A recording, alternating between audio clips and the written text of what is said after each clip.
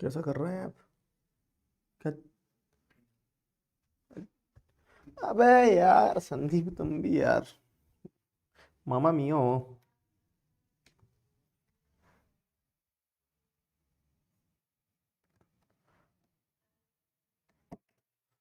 Live ही हैं मेरे दोस्त। लाइव हो चुके हैं बहुत देर पहले। पता नहीं क्या क्या बोल दिया। Good evening everyone, good evening, good evening, good evening, नमस्कार, स्वागत, वंदन, अभिनंदन आप सभी का आज के इस सेशन में। कैसे हो आप सभी लोग? कैसे हो आप सभी लोग? आइए आइए आइए।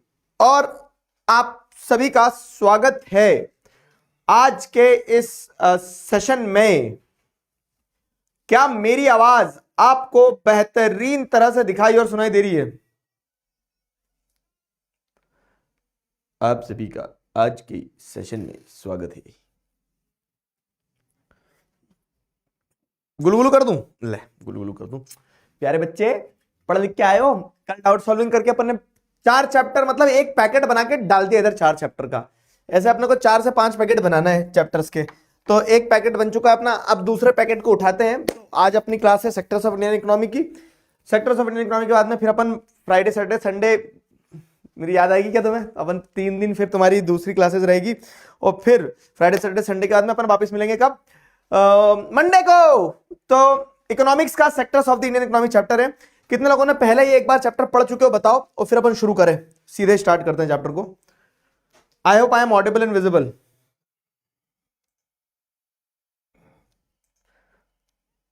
ब्रह्मास्त्र में बस लेके आ रहा हूं, बहुत सारे बच्चों का पहुंच गया, कुछ बच्चों का नहीं पहुंचा है। जिनका नहीं पहुंचा है उनका समझते हैं। मामा के गांव कब जाओगे सर? मामा के गांव में कल ही गया था। हमारे मामा गांव तो पास में, हम सुबह से जाते हैं तो 2 घंटे में पहुंच के घूम के वापस भी आ जाते हैं, काम निपटा के। पढ़ रखा है, ठीक है। पढ़ चुके हैं पर ब्रह्मास्त्र नहीं आया। सबका ब्रह्मास्त्र आ जाएगा। कुछ कुछ बच्चों ने क्या है ना, कुछ कुछ बच्चों ने बहुत गलतियां करी हैं डिलीवरी के टाइम पीरियड पे। मतलब एक तो एड्रेस फिल करते समय और ये वो, तो वो उन सारी गलतियों के कारण, ठीक है, थोड़ा सा बस समय लग रहा है, और वो समय वर्थ इट रहेगा, बिलीव मी। चलो लाओ, तो तुम्हें किससे मिलना है? आपको हाथी से मिला दूं क्या?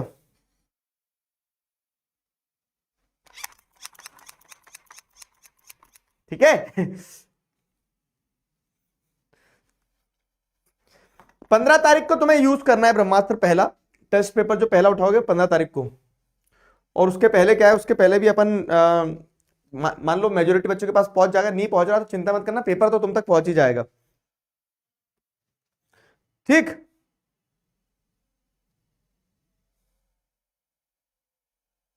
चलो। अरे बाल कब कटवाऊं यार, समय नहीं मिल रहा बाल कटवाने का।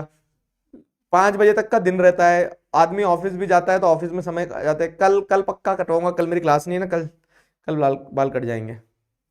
ठीक है, डन रहा। वो रिटर्न डिलीवरी वाला जो है ना, उसमें नो सर्विस का एक, वो डिलीवरी जो करते हैं उनमें नो सर्विस का एक कुछ सिस्टम है यार गड़बड़, उस कारण से रिटर्न डिलीवरी दिखा रहा है वो।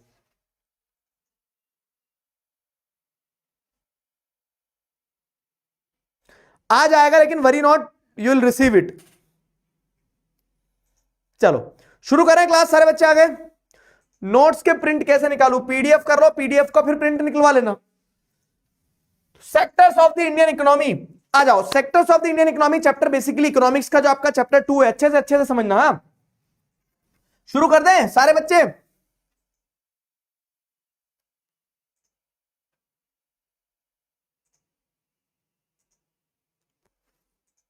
ठीक है।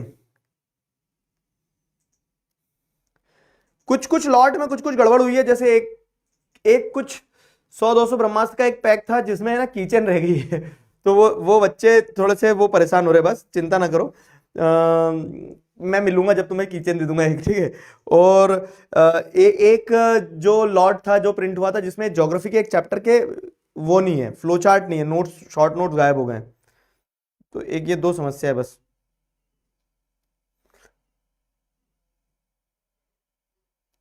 चलो ठीक, शुरू करते हैं तो अपन sectors of the Indian economy. Primary sector, secondary sector और टर्शरी सेक्टर, 3 सेक्टर है। प्राइमरी सेक्टर की अगर बात करें तो प्राइमरी सेक्टर में क्या आपको देखने को मिल रहा है? प्राइमरी सेक्टर जो है वो, हाँ, पहले सेक्टर्स ऑफ इंडियन इकोनॉमी समझने से पहले ये भी समझ लो कि जैसे आपकी पूरी इकोनॉमी जो है ना, पूरी अर्थव्यवस्था, तो इस पूरी अर्थव्यवस्था में अलग अलग ग्रुप से अलग अलग सेक्शंस हैं जहां पे काम चल रहा होता है। तो जैसे एक प्राइमरी सेक्टर होता है जहां पे क्या होता है, खेती वेती का काम चल रहा होता है। एक सेकेंडरी सेक्टर होता है जहां पे जो प्राइमरी सेक्टर में प्रोड्यूस हुआ उसको फॉर्म चेंज किया जाता है। आप जब अभी ज्योग्राफी में चैप्टर पढ़ोगे ना मैन्युफैक्चरिंग इंडस्ट्रीज, तो वो सेकेंडरी सेक्टर के बारे में ही पूरा, और एक टर्शरी सेक्टर होता है। तो ये तीनों सेक्टर्स पे इंडिविजुअल क्वेश्चन, तीनों सेक्टर कैसे इंटरडिपेंडेंट है उस पर क्वेश्चन बनता है। अब मैं आपको पहले तीनों सेक्टर समझाता हूं। प्राइमरी सेक्टर यानी कि वो सेक्टर जो एग्रीकल्चर सेक्टर भी कहलाता है, जो नेचर से जुड़ा हुआ है, जहां नेचुरल रिसोर्सेज का प्रोडक्शन या मैन्युफैक्चरिंग या फिर ये सारी चीजें होती है। ठीक है, तो जहां प्रोडक्शन मैन्युफैक्चरिंग वगैरह होती है किसकी, नेचर या नेचर से रिलेटेड प्रोडक्ट्स की, वो प्राइमरी सेक्टर का पार्ट कहलाता है। ठीक है, अब प्राइमरी सेक्टर में जैसे आप देखोगे तो flower cultivation, fisherman, gardener, bee keeper, ये सब प्राइमरी सेक्टर में आते हैं। ठीक, क्योंकि आप अगर देखोगे तो एक फ्लावर कल्टीवेटर भी क्या कर रहा है, प्रकृति से रिसोर्सेज ऑब्टेन कर रहा है। तो बेसिकली प्राइमरी सेक्टर में एग्रीकल्चर या एसोसिएटेड एक्टिविटीज जो है ना, जो जहां पे आपको नेचर से सामान मिल रहा है। फाइन, जैसे बी कीपर जो है, ठीक है, तो मधुमक्खी का पाल रहे हैं, क्यों? क्योंकि बड़े होकर मधुमक्खी जो है मेरे दुश्मन को जाके डंक मारेगी, नहीं, वो मधुमक्खी क्यों पाल रहे हो आप? ताकि आपको शहद मिले। तो नेचुरल प्रोडक्ट एक्सट्रैक्ट कर रहे हो ना आप, नेचर से जुड़ा हुआ काम कर रहे हो, तो वो सब प्राइमरी सेक्टर में आता है। अब वहीं पे अगर आप देखोगे सेकेंडरी सेक्टर में क्या आता है, सेकेंडरी सेक्टर में जैसे अगर आप देखोगे तो जो आपने नेचर से एक्सट्रैक्ट किया, जैसे मान लो मैंने नेचर में टमाटर की खेती करी, ठीक है, आहा टमाटर बड़े मजेदार, तो वो जो मैंने टमाटर की खेती करी नेचर में, तो उस टमाटर को मैंने क्या किया, उस टमाटर का मैंने बना दिया केचप। और केचप कैसे बनाया मैंने, तो फैक्ट्री के अंदर सारे टमाटर डाले, किसान केचप, और वो केचप को फिर इधर मतलब टमाटर को ऐसे ऐसे करके और फिर टमाटर का केचप बना दिया। तो क्या हुआ है कि मैंने प्राइमरी सेक्टर से जो प्रोडक्ट्स लिए थे उसे क्या कर दिया, उसे प्रोसेस किया।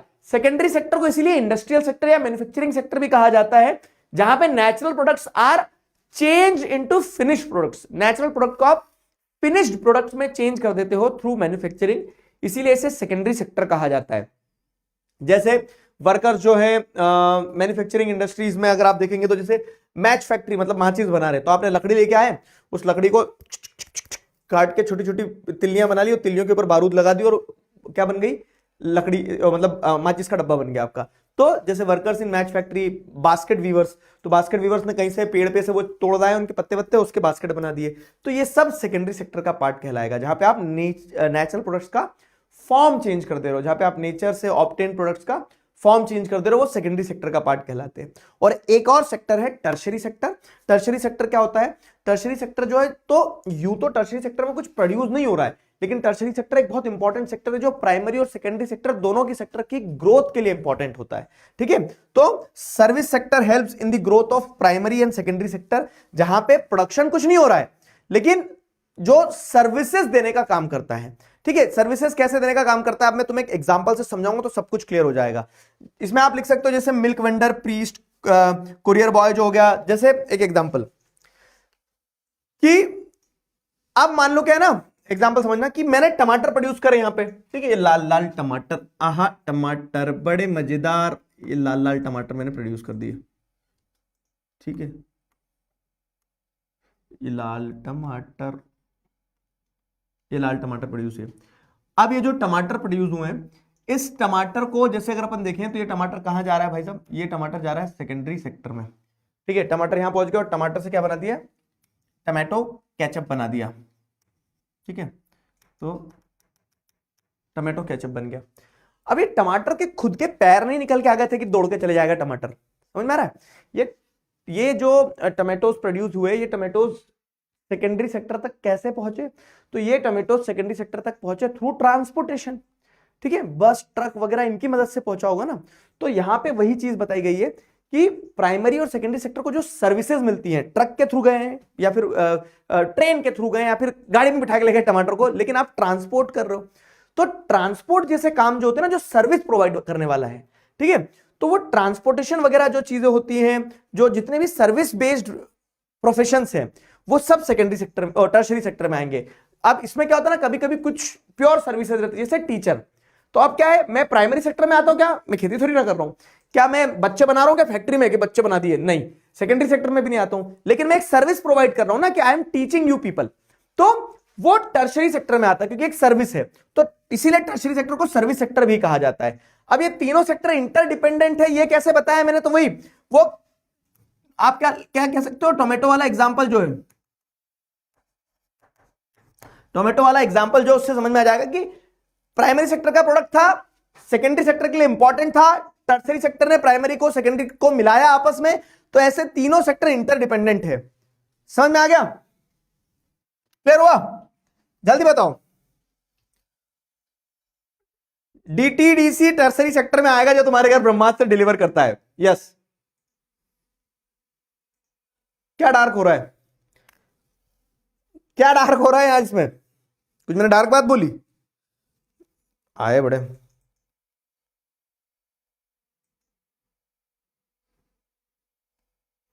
चलो,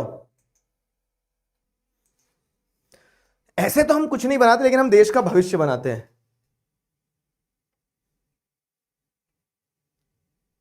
ठीक है, ऑरा फार्मिंग प्राइमरी सेक्टर में आती है क्या, यस। प्राइमरी और टर्शरी सेक्टर का मिक्स हो जाता है, तब ऑरा फार्मिंग होती है।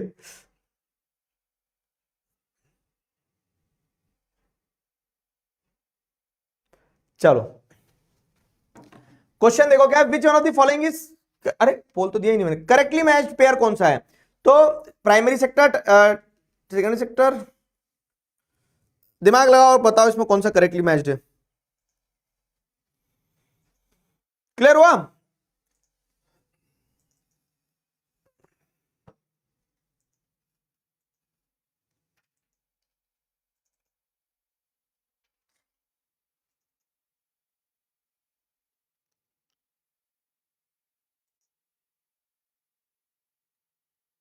एक बच्चे कह रहे सर आप नहाए नहीं ना आज दिख रहा है, ऐसा मारूंगा ना चाटा बेटा, ठंडे पानी से नहाता हूं मैं, रोज नहाता हूं बाल कटवाना पड़ेंगे यार, बहुत जल्दी बाल कटवाने की सख्त जरूरत हो गई है अब, क्योंकि वो संभल नहीं रहे।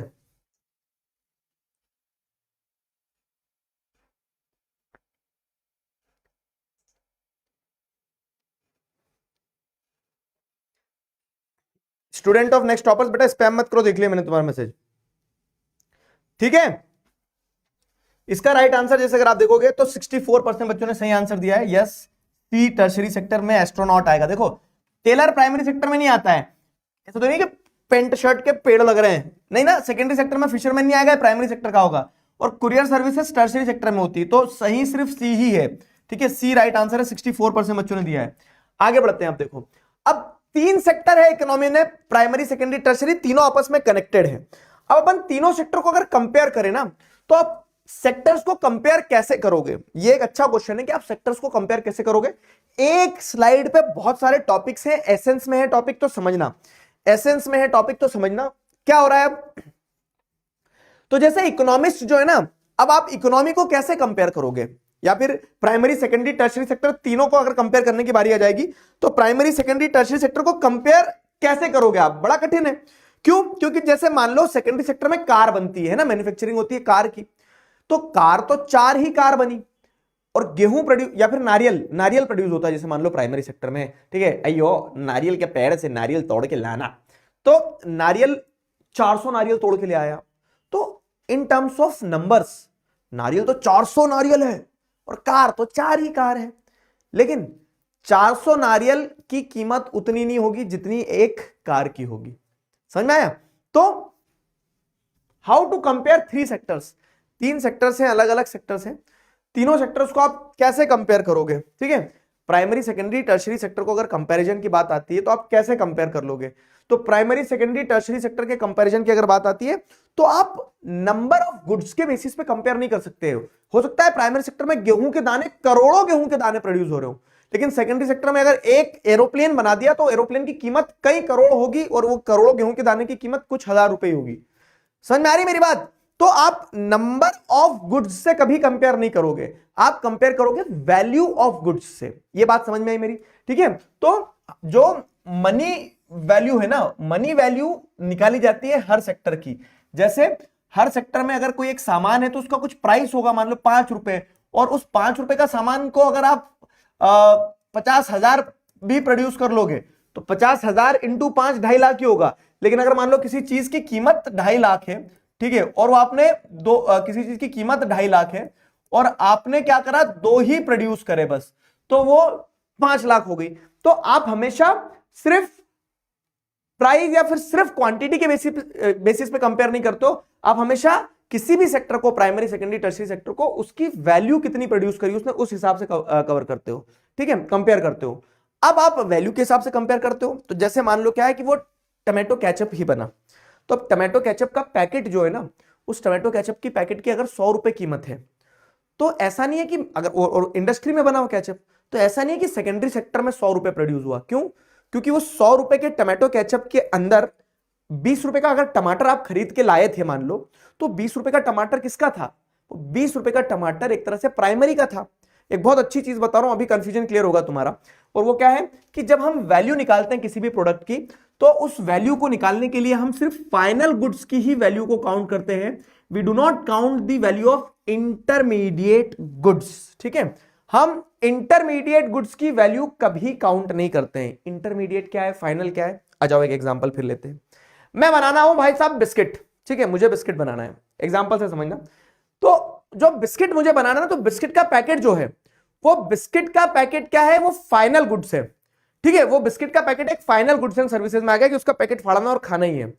लेकिन जब बिस्किट बनाने की बारी आई थी, तो उस बिस्किट को बनाने में शक्कर का इस्तेमाल भी हुआ था, आटे का इस्तेमाल भी हुआ था, तेल का इस्तेमाल भी हुआ था।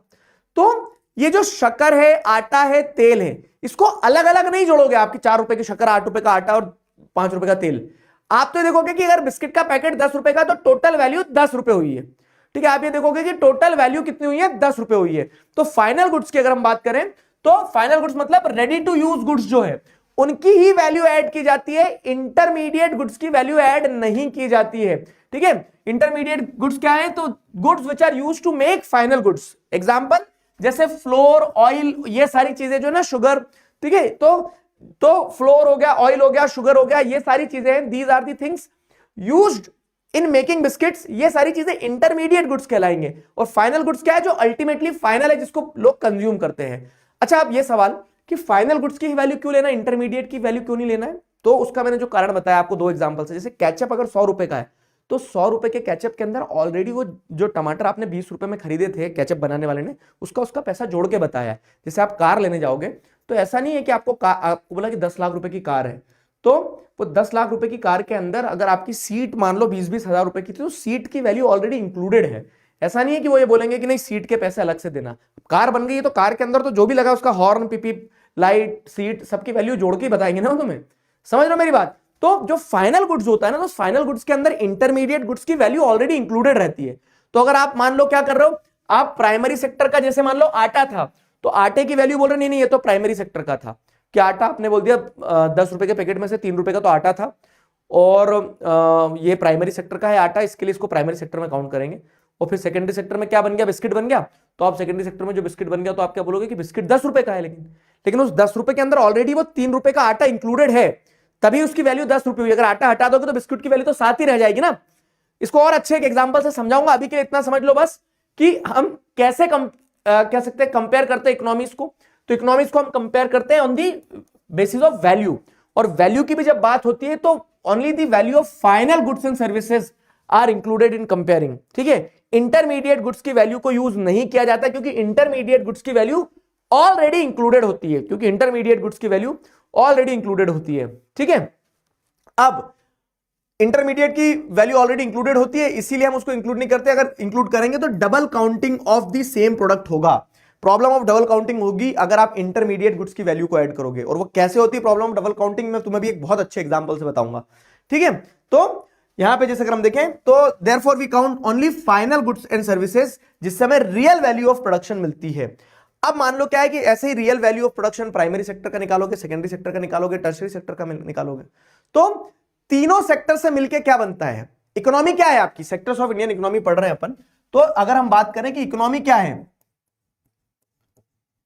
इकोनॉमी क्या है, तो इकोनॉमी में प्राइमरी सेक्टर, सेकेंडरी सेक्टर और टर्शियरी सेक्टर, तीनों सेक्टर वो होते हैं, जुड़े हुए होते हैं, है ना। प्राइमरी सेक्टर, सेकेंडरी सेक्टर और टर्शियरी सेक्टर, तीनों सेक्टर जुड़े हुए होते हैं। प्राइमरी, सेकेंडरी और टर्शियरी, प्राइमरी सेकेंडरी टर्शियरी तीनों जुड़े हुए रहते हैं, ठीक है। तो इकोनॉमी के अंदर प्राइमरी सेकेंडरी टर्शियरी सेक्टर तीनों है और तीनों मिलकर इकोनॉमी बनाते हैं। तो अगर आपको यह देखना है कि आपकी इकोनॉमी कितनी बड़ी है, तो आप value of primary sector, value of secondary sector, value of tertiary sector तीनों को जोड़ दोगे, और तीनों को जोड़ने के बाद जो आपको आपकी इकोनॉमी का साइज पता चलेगा उसे कहा जाता है जीडीपी। जीडीपी क्या है? ग्रॉस डोमेस्टिक प्रोडक्ट, ठीक है। तो the total production in each sector will give you the GDP. एक लाइन बता रहा हूं, total production in each sector, primary secondary tertiary तीनों सेक्टर में जितना टोटल प्रोडक्शन हुआ उसको ऐड कर दोगे तो आपको जीडीपी मिल जाएगा। तो GDP is the total value of goods and services produced in a country. In fact ये गुड्स एंड सर्विसेज के आगे भी एक चीज ऐड होना चाहिए, total value of final goods and services, क्योंकि इंटरमीडिएट की वैल्यू तो हम ऑलरेडी फाइनल के अंदर इंक्लूड कर ही चुके हैं, है ना। तो final, total value of final goods and services produced in the country gives you GDP. Got it? बताओ।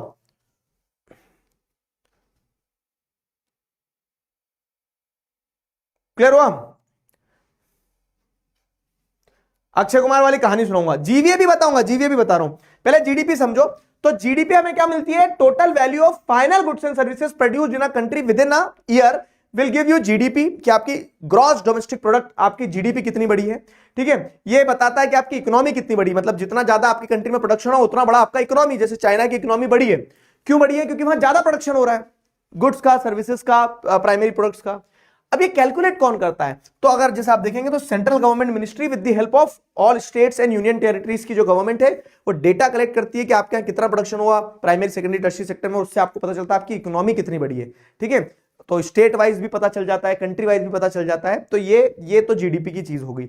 अब अगर हम बात करें क्या, तो इस साल की नई बुक में एक जीवीए करके कॉन्सेप्ट भी ऐड हुआ है, ठीक है। ये जीवीए क्या होता है? Gross value added. Gross value added क्या है? तो ग्रॉस वैल्यू एडेड क्या बताता है आपको, ठीक है, it shows sector wise contribution. अब सेक्टर वाइज कंट्रीब्यूशन क्या है, ऐसे समझना कि अगर मान लो, अच्छे से समझना, हाँ, अगर मान लो कि आपकी जीडीपी है 100 रुपए की, ठीक है, आपकी अगर मान लो जीडीपी है, let's say for example GDP आपकी 100 रुपए की, पेज ऐड कर लेंगे, रुक जाओ। और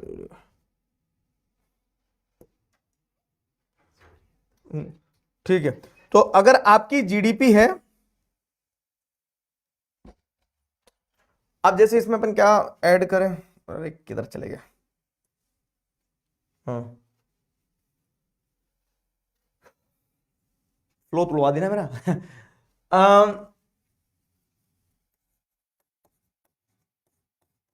जीडीपी। तो जीडीपी में आपने क्या देखा? प्राइमरी, सेकेंडरी और टर्शियरी सेक्टर, तीनों सेक्टर की value of final goods and services, final goods and services की तीनों सेक्टर की वैल्यू आपको जीडीपी बता देगी, ठीक है। इससे आपको पता चल गया जीडीपी। अब दूसरी चीज क्या है? अब दूसरी चीज ये जीवीए की हम बात कर रहे हैं। जीडीपी क्लियर है ना?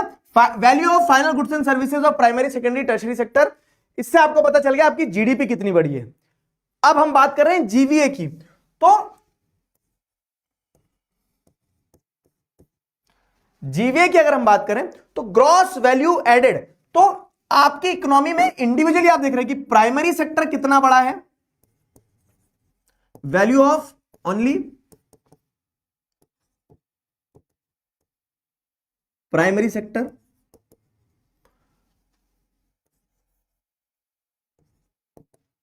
Value of only secondary sector,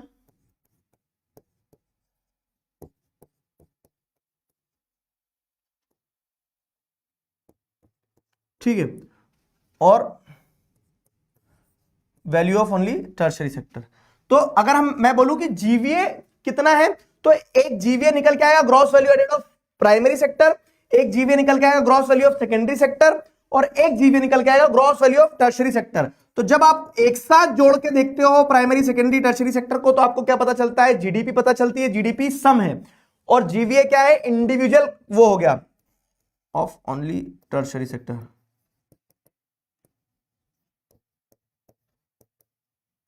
ठीक है, तो जीडीपी और जीवीए क्लियर है।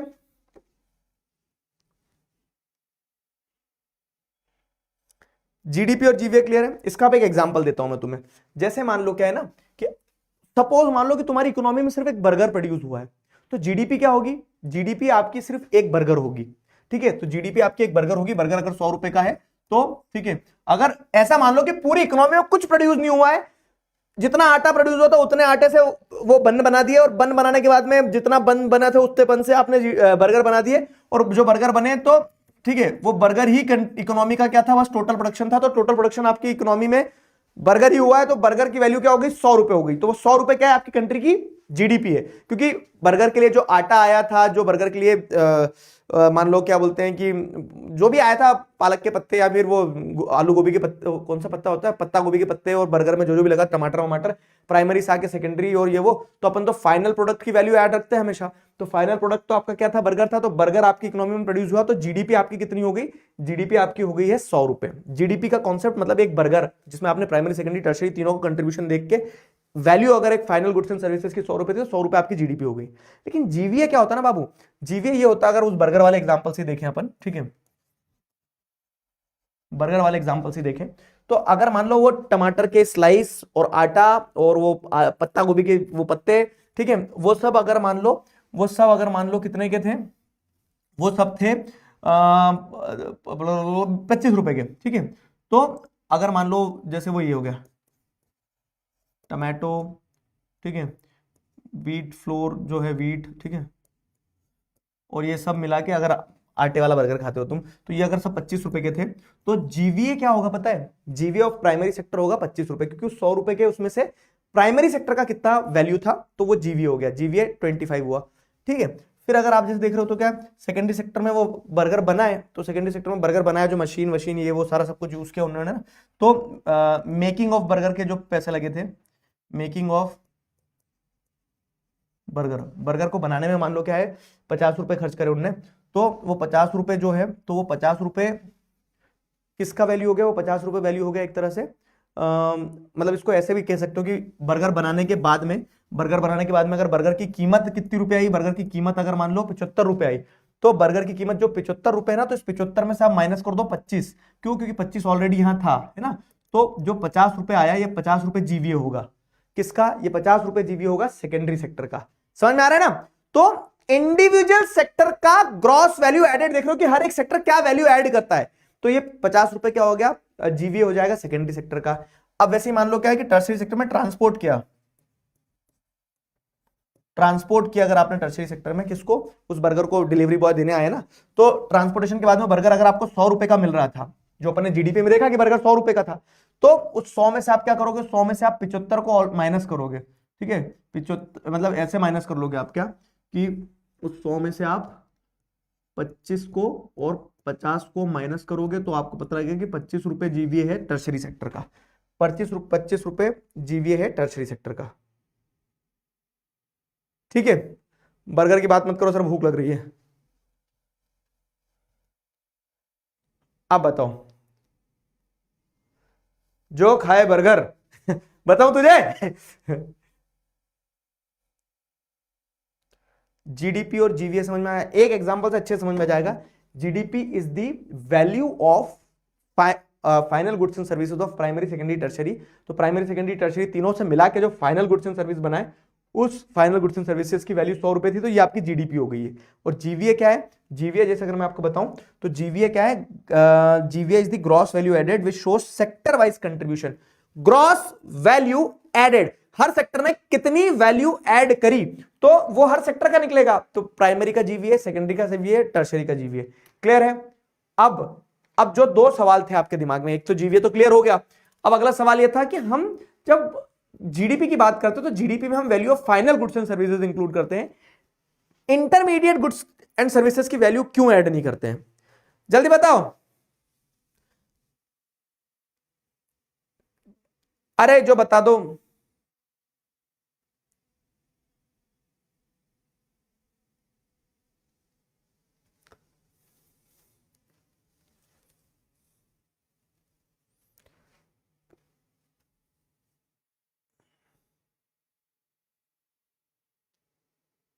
क्लियर हुआ?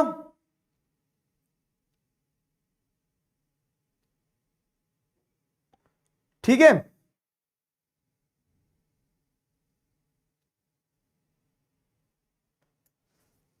अब देखो, अब बहुत सिंपल केस है, अपन समझते हैं why only final goods and services are counted in GDP. Intermediate की वैल्यू को क्यों ऐड नहीं करते हैं? तो अगर मान लो आप इंटरमीडिएट की वैल्यू को ऐड करने लगे ना, तो डबल काउंटिंग की प्रॉब्लम होती है। ठीक है, तो this will lead to the problem of double counting. कैसे समझते हैं, आ जाओ। डबल काउंटिंग की प्रॉब्लम क्या होती है? जैसे मान लो एक भाई साहब थे जिनका नाम था अक्षय कुमार, खतरों के खिलाड़ी थे वो, बेहतरीन खतरे के साथ खेलते थे। तो जंगल में जाते हैं, जंगल में जाने के बाद में एलोवेरा तोड़ के लाते हैं अक्षय कुमार। ठीक है, तो अक्षय कुमार क्या है, जंगल में गए, जंगल में जाने के बाद में एलोवेरा तोड़ा, एलोवेरा तोड़ के लेके आए वो। तो खतरों के खिलाड़ी जब एलोवेरा तोड़ के लाए तो उन्होंने क्या किया, वो प्राइमरी सेक्टर से प्रोडक्ट लेके आए, है ना। तो प्राइमरी सेक्टर का कंट्रीब्यूशन अगर आप देखोगे, ठीक है, तो बनेगा अल्टीमेटली एलोवेरा। ठीक है, एलोवेरा बिकेगा दुकान पे। ठीक है, लेकिन अब जब वो प्राइमरी सेक्टर से एलोवेरा तोड़ के लाए तो वो ये बोल देंगे कि मेरा तो प्राइमरी सेक्टर का तो फाइनल प्रोडक्ट एलोवेरा हो गया। तो उस प्राइमरी सेक्टर के एलोवेरा को उन्होंने मान लो 25 रुपए में बेच दिया, किसको, बाबा रामदेव को। ठीक है, उन्होंने 25 रुपए में मान लो बाबा रामदेव को बेच दिया। अब बाबा रामदेव क्या करेंगे भाई साहब, बाबा रामदेव ये 25 रुपए में एलोवेरा लेने के बाद में बाबा रामदेव लगे अभी तो मैं इसका एलोवेरा जेल बना दूंगा। तो बाबा रामदेव ने क्या करा कि वो एलोवेरा लिया और एलोवेरा लेने के बाद में उसका एलोवेरा जेल बनाया, और एलोवेरा जेल बनाने के बाद उन्होंने उस एलोवेरा जेल की कीमत रख दी 50 रुपए। समझ में आ रहा है? तो मतलब उन्होंने क्या करा कि उसकी मैन्युफैक्चरिंग वगैरह जो करी ना, उसके बाद में उन्होंने 50 रुपए कीमत रख दी। अब उन्होंने क्या है, अब सबके घर बाबा रामदेव तो जाएंगे नहीं बेचने एलोवेरा। तो बाबा रामदेव, ये जो बी से बाबा रामदेव थे, बाबा रामदेव ने सी से चंदू सेठ करके एक दुकान वाला था, तो चंदू सेठ को बोला कि भैया मैं तुम्हें क्या दे रहा हूं, ये लो 80 रुपए में। ठीक है, 80 रुपए में मैं तुम्हें क्या कर देता हूं, ये दे देता हूं एलोवेरा जेल। चंदू सेठ ने 80 रुपए बाबा रामदेव को दिए। बाबा रामदेव ने 80 रुपए क्यों दिए? अब दिखती बात है कि बाबा रामदेव ने अगर 50 रुपए, मतलब 25 रुपए में सामान, 25 रुपए में तो अक्षय कुमार से लिए, तो 25 रुपए तो अक्षय कुमार को वापस दे दिए होंगे बाबा रामदेव ने, है ना। अब बाबा रामदेव ने खुद भी तो कुछ खर्च किया होगा, तो उन्होंने बाबा रामदेव ने 25 रुपए और खर्च किए, तो उसकी वैल्यू 50 रुपए हो गई। लेकिन अब बाबा रामदेव को अपना प्रॉफिट भी तो कमाना है ना भाई साहब। तो बाबा रामदेव ने प्रॉफिट कमाने के लिए क्या किया, आगे चंदू सेठ को 80 रुपए में दिया। तो अगर चंदू सेठ के पास में 80 रुपए, मतलब चंदू सेठ ने अगर 80 रुपए दिए बाबा रामदेव को, तो बाबा रामदेव ने 80 में से 25 तो खर्च कर दिए ना। समझ में आया? बाबा रामदेव ने 80 में से 25 तो खर्च कर दिए अक्षय कुमार को देने में, और कुछ खर्च उनका बनाने में भी प्रोडक्ट को गया होगा, तो उन्होंने 25 रुपए और हटा दिए। 30 रुपए उन्होंने अपना प्रॉफिट कमा लिया। 30 रुपए उन्होंने अपना प्रॉफिट कमा लिया। अब चंदू सेठ के पास जब 80 रुपए में एलोवेरा जेल आया, तो चंदू सेठ अपनी दुकान पे 80 रुपए में तो बेचेगा नहीं। क्यों? क्योंकि 80 रुपए तो उसने दिए ही थे बाबा रामदेव को, है ना। तो चंदू सेठ ने वो प्रोडक्ट क्या किया, कस्टमर को 100 रुपए में बेच दिया। चंदू सेठ ने वो कस्टमर को प्रोडक्ट 100 रुपए में बेचा। ठीक है, चंदू सेठ ने वो प्रोडक्ट कस्टमर को 100 रुपए में बेचा। अब समझना, अब अगर आप समझोगे चंदू सेठ ने 100 रुपए में दिए, तो आप दुकान पे गए कि भैया एलोवेरा जेल दे दो, तो आपने चंदू सेठ को पैसा कितना दिया, अल्टीमेटली 100 रुपए। लेकिन क्या वो पूरा का पूरा 100 रुपया चंदू सेठ की जेब में जाएगा? अब रिवर्स वर्किंग करेंगे, नहीं जाएगा। क्यों? क्योंकि चंदू सेठ ने आपसे 100 लिए, लेकिन 100 लेने के बाद में 80 बाबा रामदेव को दिए। अब क्या 80 पूरा का पूरा बाबा रामदेव के जेब में जाएगा? नहीं। बाबा ने 80 जरूर लिए चंदू सेठ से, लेकिन बाबा को क्या करना पड़ा, प्रोडक्ट बनाने में जो खर्चा हुआ, खर्चा होने के बाद में अक्षय कुमार को भी तो बाबा ने पैसे दिए होंगे ना, 25 रुपए में एलोवेरा जेल जंगल से जो तोड़ के लाया था। तो इस तरह से अगर आप देखोगे तो दिख क्या रहा है, ऑन दी प्राइमा फेसी आपको दिख रहा है कि एलोवेरा इंटरमीडिएट प्रोडक्ट है। तो इंटरमीडिएट प्रोडक्ट के हिसाब से अगर आप देखोगे, तो अगर आप इंटरमीडिएट को काउंट करोगे कि तो प्राइमरी सेक्टर का प्रोडक्ट है, तो आप क्या बोलोगे कि 25 रुपए प्राइमरी सेक्टर में प्रोड्यूस हुए, और फिर आप देख रहे हो कि बाबा ने प्रोडक्ट बनाया 80 रुपए में बेचा, तो आप बोलोगे कि सेकेंडरी सेक्टर में 80 रुपए ऐड हुए। और फिर आप बोलोगे क्या कि चंदू सेठ जो है, तो चंदू सेठ ने मान लो कि प्रोडक्ट को जैसे आगे 100 रुपए में बेचा, है ना। चंदू सेठ ने अगर प्रॉफिट ही पकड़ो, चलो प्रॉफिट ही पकड़ते कि इंटरमीडिएट प्रोडक्ट बाबा का मैन्युफैक्चरिंग का काम था, तो इंटरमीडिएट प्रोडक्ट को मैन्युफैक्चरिंग करके जैसे अगर आप देखोगे तो मतलब प्रॉफिट नहीं पकड़ेंगे अपन, हाँ ऐसे कि सेकेंडरी का फाइनल वैल्यू क्या हो, सेकेंडरी का फाइनल वैल्यू जैसे आप देखेंगे तो 80 रुपए में बाबा रामदेव ने क्या किया, 80 रुपए में बाबा रामदेव ने बेचा था, तो बाबा रामदेव को 80 रुपए मिले। सेकेंडरी सेक्टर की तो आपको ये लग रहा है कि वैल्यू ये है, और चंदू सेठ ने जब 100 रुपए में बेचा है, तो आपको टर्शरी सेक्टर की वैल्यू लगेगी 100 रुपए। चंदू सेठ ने 100 रुपए कमाए हैं, है ना। चंदू सेठ को, तो आपने तो 100 रुपए दिए ना, तो आपको लगेगा चंदू सेठ ने तो 100 रुपए कमाए हैं। अब इसमें जो इंटरमीडिएट स्टेप्स थी ना, कि प्राइमरी का एलोवेरा इंटरमीडिएट था, सेकेंडरी में बाबा ने जो मैन्युफैक्चरिंग करी वो भी इंटरमीडिएट प्रोडक्ट था, और टर्शरी में मतलब यहां से प्रोडक्ट लाके यहां लाके बेचा, तो जो उनकी जो सर्विसेज थी उसमें उन्होंने 100 रुपए कमाए। तो अगर आप ऐसे देखोगे तो अब आपको क्या दिख रहा है कि अगर टर्शरी ने 100 रुपए कमाए हैं, अगर टर्शरी ने 100 रुपए कमाए हैं, तो टर्शरी का आपने 100 ऐड कर दिया, जीडीपी क्या होगी, तो इस हिसाब से अगर हम देखें, तो इस हिसाब से अगर हम देखें जीडीपी क्या होगी, इस हिसाब से जीडीपी तो आपकी ऐसी हो जाएगी कि 25 रुपए प्राइमरी का हो गया, 80 रुपए सेकेंडरी का हो गया, और 100 रुपए टर्शरी का हो गया। तो इस हिसाब से जीडीपी कितनी होना चाहिए, इस हिसाब से आप देखेंगे तो 100, 180, 205 रुपए, 205 रुपए प्रोडक्शन होना चाहिए जीडीपी में। अबे अबे अबे, इस हिसाब से अगर हम देखें तो जीडीपी में 205 का प्रोडक्शन होना चाहिए, जो कि क्या है, जो कि गलत है। क्यों? क्योंकि एक्चुअली में जीडीपी में कस्टमर ने दिए कितने पैसे थे, कस्टमर ने तो 100 ही रुपए दिए ना, और वो 100 ही रुपए इक्वली डिस्ट्रीब्यूट हुआ। क्यों? क्योंकि 100 रुपए के अंदर वैल्यू ऑफ इंटरमीडिएट गुड्स जो थी वो ऑलरेडी इंक्लूडेड थी। इंटरमीडिएट गुड्स मतलब सर्विसेज का भी पैसा, मैन्युफैक्चरिंग का भी पैसा, और प्राइमरी सेक्टर का भी पैसा। तो इसीलिए जो फाइनल गुड्स एंड सर्विसेज की वैल्यू होती है ना, उसको ही ऐड किया जाता है। अगर आप हर सेक्टर के वैल्यू को ऐड करना शुरू कर दोगे तो उससे प्रॉब्लम ऑफ डबल काउंटिंग होगी। जो आप 80 रुपए गिन रहे हो, इस 80 रुपए में 25 रुपए ऑलरेडी इंक्लूडेड है, ठीक है, और अगर आप ये 100 रुपए गिन रहे हो तो इस 100 रुपए में 80 रुपए 25 रुपए ऑलरेडी इंक्लूडेड है। समझ गए? तो इसी के चलते क्या है, इसी के चलते आप सिर्फ value of final goods and services रहते हैं। समझ में आया? हाँ, तो जीडीपी में आप क्या करोगे, जीडीपी में इंटरमीडिएट गुड्स की वैल्यू ऐड नहीं करोगे, आप सिर्फ फाइनल गुड्स की वैल्यू को ऐड करोगे। तो फाइनल गुड्स अगर जो कस्टमर खरीद रहे हैं तो उसके अंदर जो इंटरमीडिएट गुड्स की वैल्यू है वो ऑलरेडी इंक्लूडेड रहता है। समझ गए? और अगर जीवीए निकालोगे, अब यहीं पे अगर अपन जीवीए निकाल लें तो जीवीए क्या होगा बाबू, देखो वैल्यू ऑफ प्राइमरी सेक्टर कितना है, प्राइमरी सेक्टर का वैल्यू जैसे अगर आप देखोगे तो प्राइमरी सेक्टर का वैल्यू 25 रुपए जीवीए के केस में, है ना। सेकेंडरी सेक्टर का वैल्यू कितना है, तो सेकेंडरी सेक्टर का वैल्यू जो है, तो इसमें आप सिर्फ सेकेंडरी सेक्टर में जो प्रोडक्शन हुआ, तो सेकेंडरी सेक्टर में अगर 50 रुपए का प्रोडक्शन हुआ, मतलब 80 रुपए का प्रोडक्ट बनाया उन्होंने, ठीक है, 25 खर्च कर दिए, 25 बनाने में खर्च किए होंगे, तो यहां प्रॉफिट कितना हो रहा है भाई साहब, बताओ। यहां जैसे अगर आप देखोगे तो यहां प्रॉफिट कितना हो रहा है इनको, यहां जैसे अगर अपन देखें तो अगर 25 रुपए उधर खर्च कर दिए, प्राइमरी से आ गए थे, तो अब जैसे अगर आप देखोगे और इन्होंने 80 रुपए का प्रोडक्ट बनाया, तो एक तरह से आप देख लोगे, मतलब 50 में खरीदा था, नहीं 25 में इनने इनको दिया था, और उन्होंने प्रोडक्ट बना दिया 80 रुपए का, 80 में आगे बेचा, तो सेकेंडरी सेक्टर ने जो ऐड किया है वो कितने का क्या होगा, 80 में से 25 माइनस कर दो तो 55 का क्या होगा, है ना। तो सेकेंडरी सेक्टर का जीवीए कितना आएगा, जो उसने एक्सपेंसेस हटा दो, एक्सपेंसेस हटाने के बाद अगर सेकेंडरी सेक्टर प्रोडक्ट 80 रुपए में बेच रहा था तो 55 रुपए उसका प्रॉफिट हो गया, एक तरह से देख लो, ठीक है। और टर्शरी सेक्टर ने यहां पे क्या कमाया, टर्शरी सेक्टर जैसे अगर आप देखोगे कि 100 में आपको प्रोडक्ट बेचा और 80 में खरीदा था, तो 20 रुपए इनने बचाया। तो अगर आप जैसे देखोगे तो अभी भी टोटल जो आप मिलाओगे 25, 55 और 20, तो ये जीडीपी के हिसाब से 100 ही हो रहा है, और जीवीए के हिसाब से प्राइमरी सेक्टर का जीवीए 25, सेकेंडरी सेक्टर का जीवीए 55 और टर्शरी सेक्टर का जीवीए 20, ऐसा हो जाएगा। समझ गए? बताओ, अब तुम जो गए थे एलोवेरा की दुकान पे, ठीक है, एलोवेरा खरीद के लाए, और ये जो एलोवेरा खरीद के लाए, ठीक है, सेकेंडरी का 55, हाँ, ये जो एलोवेरा तुम खरीद के लाए, वो एलोवेरा लगाने के बाद तुम ऐसे ऐसे लगोगे कुछ, लेकिन तुम जैसे भी लगोगे बहुत प्यारे लगोगे, अच्छे लगोगे।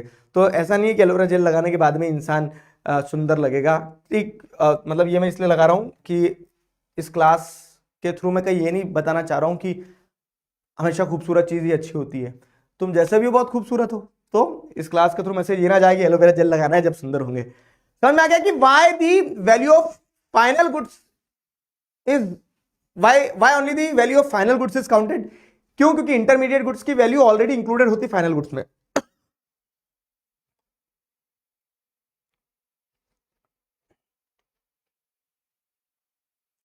चलो,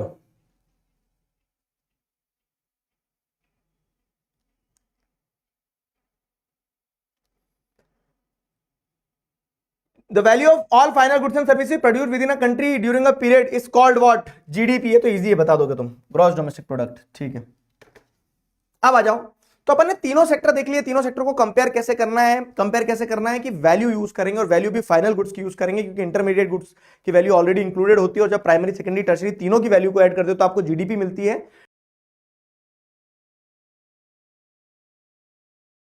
सेक्टर का अगर आप देखोगे, ईच सेक्टर का आप कंट्रीब्यूशन देखो कहा जाता है। अब आते हैं हम हिस्टोरिकल चेंज इन सेक्टर्स वाले पॉइंट के ऊपर। Historical change in sectors, historical change in sectors में जैसे primary sector, secondary sector, tertiary sector, 3 sector होते हैं। तो अब प्राइमरी सेक्टर की अगर हम बात करें तो प्राइमरी सेक्टर क्या है कि आपको पता है कि जो एग्रीकल्चर सेक्टर था, तो हर इकोनॉमी में शुरुआत में प्राइमरी सेक्टर डोमिनेट करता है। क्यों हर इकोनॉमी में प्राइमरी सेक्टर डोमिनेट करता है? क्योंकि शुरुआत में जैसे अगर आप देखोगे तो सारे ही इकोनॉमीज जो हैं, सारे ही लोग जो हैं, सारी कंट्री जो है वो खेती बाड़ी और उससे जुड़ी हुई रहती है। तो शुरुआत में प्राइमरी सेक्टर वाज इंपॉर्टेंट, ठीक है। जैसे ये एग्जांपल में देखोगे कि हीरा ठाकुर जो था तो पहले भेड़ बकरी चराता था, ठीक है। तो हीरा ठाकुर का बेटा था ना, नहीं था, भानु ठाकुर, भानु प्रताप सिंह का बेटा था हीरा ठाकुर। तो उस मीम से थोड़ा याद रख लोगे तुम कि शुरुआत में हर इकोनॉमी जो है तो प्राइमरी ही रहती है। बेसिकली प्राइमरी सेक्टर जो है इंपॉर्टेंट था अर्ली टाइम्स में। With better farming people started other work like craft, ठीक है, पर्सन्स, ट्रेडर्स और ये दूसरे काम। धीरे धीरे जब खेती में सरप्लस प्रोडक्शन होने लगा तो लोगों ने बोला अब तो फ्री टाइम, अब क्या करें।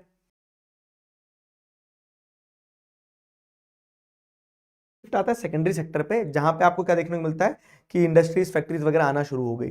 फिर over the period of time shift आपको प्राइमरी से सेकेंडरी सेक्टर पे देखने को मिला, और जैसे जैसे प्राइमरी और सेकेंडरी सेक्टर ग्रो करता है ना, तो ऑटोमेटिकली टर्शियरी सेक्टर भी ग्रो करना शुरू कर देता है। तो tertiary sector slowly and gradually become the largest sector with growth in services, ठीक। तो अगर हिस्टोरिकल चेंज इन सेक्टर्स पे किसी भी तरह से सवाल आता तो ध्यान रखना है कि वो शिफ्ट ऐसे ही हुआ है प्राइमरी, सेकेंडरी और टर्शियरी के टर्म्स में। अब इंडिया में प्राइमरी, सेकेंडरी और टर्शियरी सेक्टर की क्या स्थिति रही है वो समझना है अपने को, ठीक है। इंडिया में प्राइमरी, सेकेंडरी और टर्शियरी सेक्टर की क्या स्थिति रही है वो समझना है। हीरा ठाकुर ओपी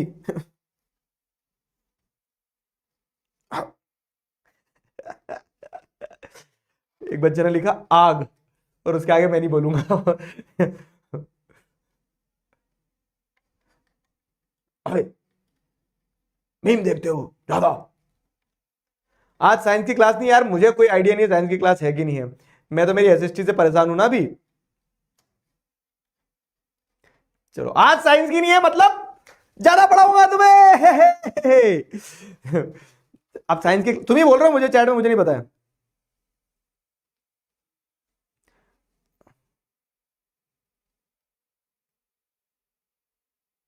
सेकेंडरी सेक्टर की फोटो जो है इसमें वो क्या कर रहा है, वो मैन्युफैक्चरिंग, वो ट्रक के नीचे लेट के वो ट्रक का कुछ कुछ काम कर रहे हैं ना, वो मैन्युफैक्चरिंग।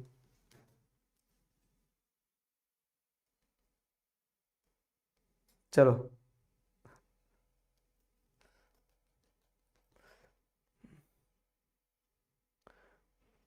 चलो आजा बाबू इधर।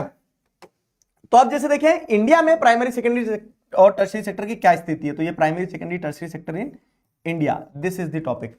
देखो प्रोडक्शन कहां है पता है, ये ग्राफ देखोगे अगर आप, तो पहले हमारी इकोनॉमी इतनी बड़ी थी, फिर हमारी इकोनॉमी को हमने कॉम्प्लान पिला दिया तो हमारी इकोनॉमी तो बड़ी हो गई है, ठीक है। तो आई एम अ कॉम्प्लान जीडीपी, ठीक। तो अगर हम जीडीपी की बात करें तो over the period of time हमारी जीडीपी इंक्रीज हुई है, बहुत बढ़िया, बधाई हो भैया आपकी जीडीपी बड़ी हो गई।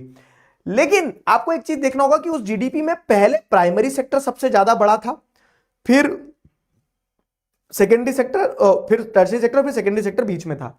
लेकिन आज क्या हुआ है ना, आज आप देखोगे तो आपकी जीडीपी जो इतनी बड़ी दिख रही है, जैसे अरे छोटा बच्चा रहता है ना, जैसे आपने देखा होगा कि छोटा बच्चा जब रहता है तो छोटे बच्चे का बॉडी का प्रोपोर्शन कैसा रहता है, छोटे बच्चे के बॉडी का प्रोपोर्शन रहता है कि उसका सिर शरीर का सबसे बड़ा हिस्सा रहता है, इतना बड़ा हिस्सा सिर ही सिर है, हाथ पैर पेट वगैरह तो सब छोटा छोटा है, सिर बहुत बड़ा है। लेकिन वो छोटा बच्चा जब बड़ा हो जाता है तो आपको क्या देखने को मिलता है, उसकी टांगे बड़ी बड़ी हो जाती है, ठीक है, सिर तो छोटा सा रह जाता है, उसके पैर जो है बहुत बड़े बड़े हो जाते हैं, और है ना।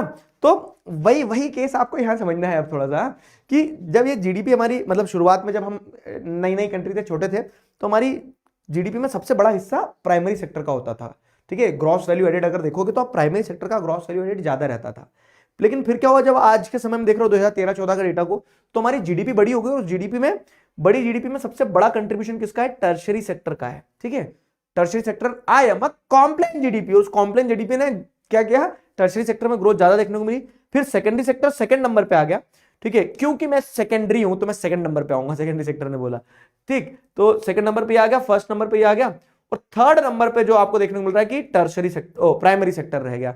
जो पहले सबसे बड़ा था वो अब उसकी हाइट तो बड़ी आपस में, ठीक है, कंपैरेटिवली पहले अगर पहले टोटल जीडीपी जितनी बड़ी थी, आज प्राइमरी सेक्टर ही उतना बड़ा है, लेकिन प्राइमरी सेक्टर की ग्रोथ कम हुई है when compare to the secondary and tertiary sector. ये एनालिसिस है। ये चार्ट समझ में आया? कितने बच्चों को समझ में आया? इस चार्ट को समझने के बाद में एक सवाल तो आएगा कि क्यों भाई तुम्हारी मम्मी ने टर्शरी वाला जो है टर्शरी सेक्टर, कि टर्शरी सेक्टर तुम इतना ग्रो क्यों कर गए? तुम्हारी मम्मी ने क्या तुम्हें पकड़ के खींच दिया था क्या? तुम्हें कौन सा कॉम्प्लेन पिला दिया? टर्शरी सेक्टर, ठीक है, ओवरऑल जीडीपी ग्रो करी तो जीडीपी में सबसे ज्यादा कंट्रीब्यूशन टर्शरी सेक्टर का क्यों है? टर्शरी सेक्टर में ग्रोथ सबसे ज्यादा क्यों हुई है? सवाल समझ में आया?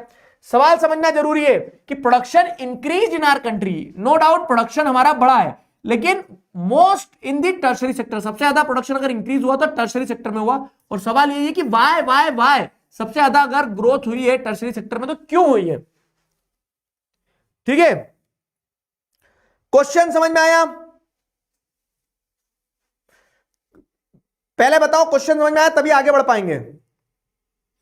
जैस देखो जीवीए में बहुत दिमाग मत लगाओ, सिंपल बोल रहा हूं मैं तुम्हें, GDP is the sum total of primary secondary tertiary sector के फाइनल गुड्स एंड सर्विसेज की वैल्यू, है ना, value of final goods and services of primary secondary tertiary, GDP, gross domestic product. और जीवीए मतलब प्राइमरी सेक्टर में कितना value addition हुआ, मतलब जब आप उसको सेक्टर वाइज देखोगे ना कि total production in the primary sector is GVA of primary sector, GVA of secondary sector is the total production of secondary sector. तो जीडीपी इज सम टोटल और GVA is individual individual, simple.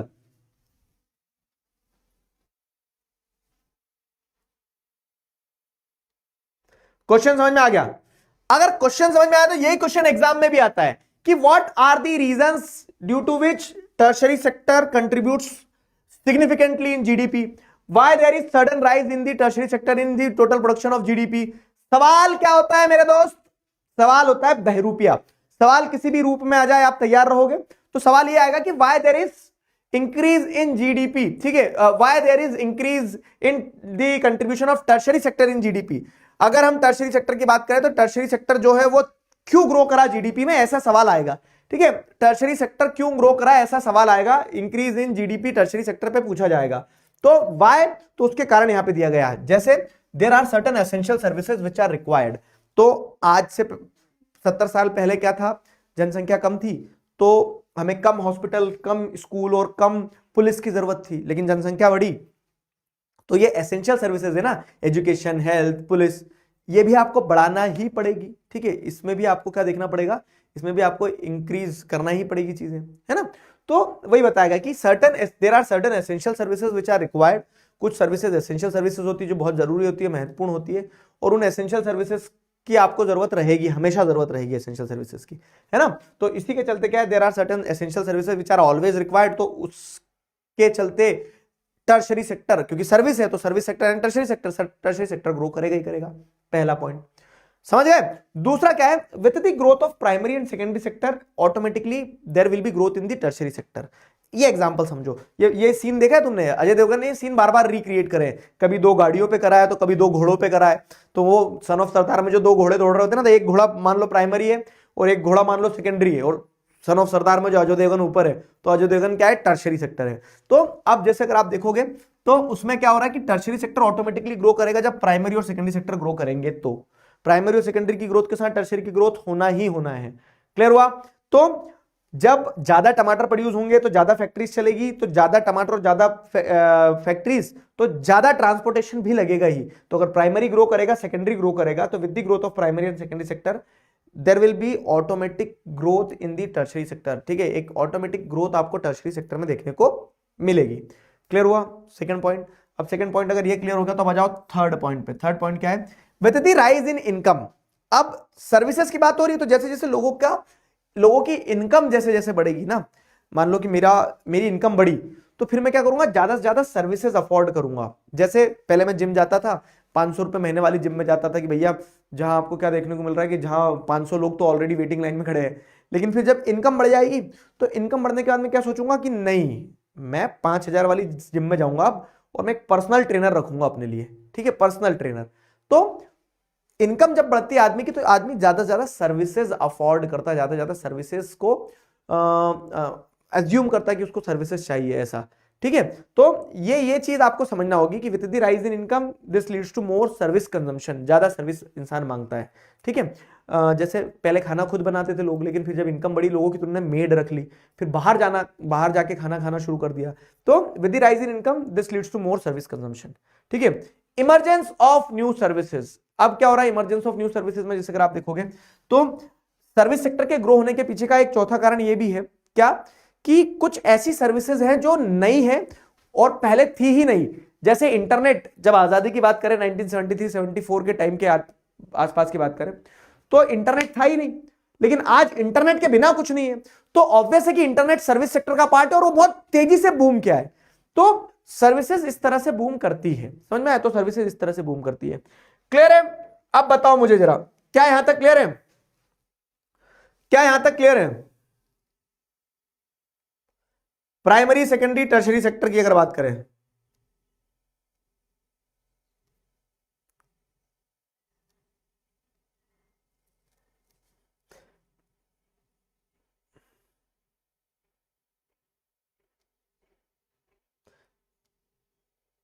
Appu हाथी को चमगादड़ बना दो sir, वाह, उसने बेचारे ने क्या बिगाड़ा तुम्हारा अप्पू हाथी ने जो उसका चमगादड़ बना दो। यार मेरा कल पिकाचू बीमार हो गया था, पता है तुम्हें? हाँ, तुम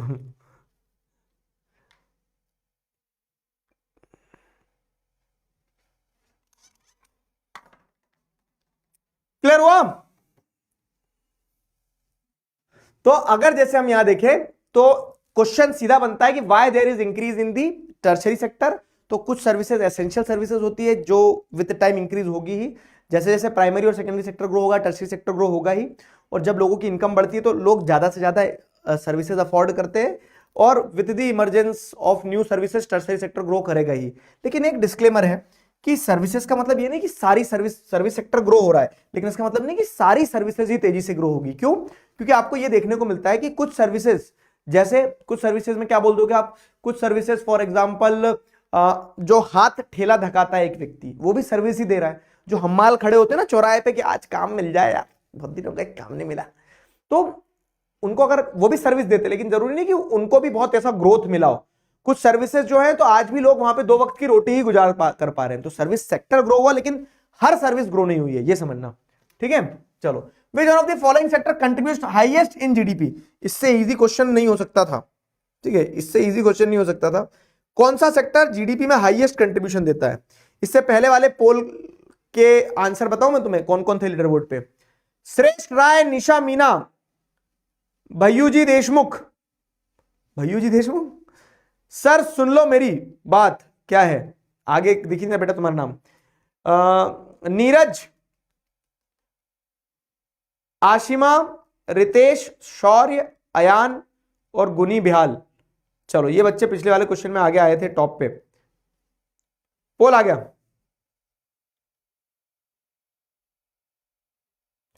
संदीप भैया को पढ़ाने दो, आएंगे, उनकी भी बारी आएगी, ठीक है। बकरे की मां कब तक खीर बनाएगी, तो वैसा रहता ना, एक दिन तो कटना ही है तुम्हें। तो जो तुमने एक, समझ गए, वो चैलेंज बच्चों को दे दिया था, 10,000 कमेंट हो गए, पढ़ाने की तैयारी कर दो। हाँ चलो,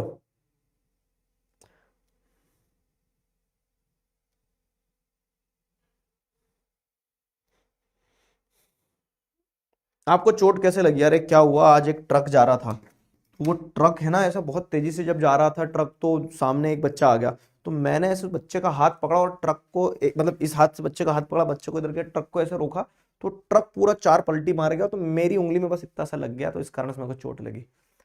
भोपाली पट्टी है कुछ नहीं है, एक कट लग गया था तो इसके लिए बैंडेज लगाई है बस। चोट कैसे लगी चलो,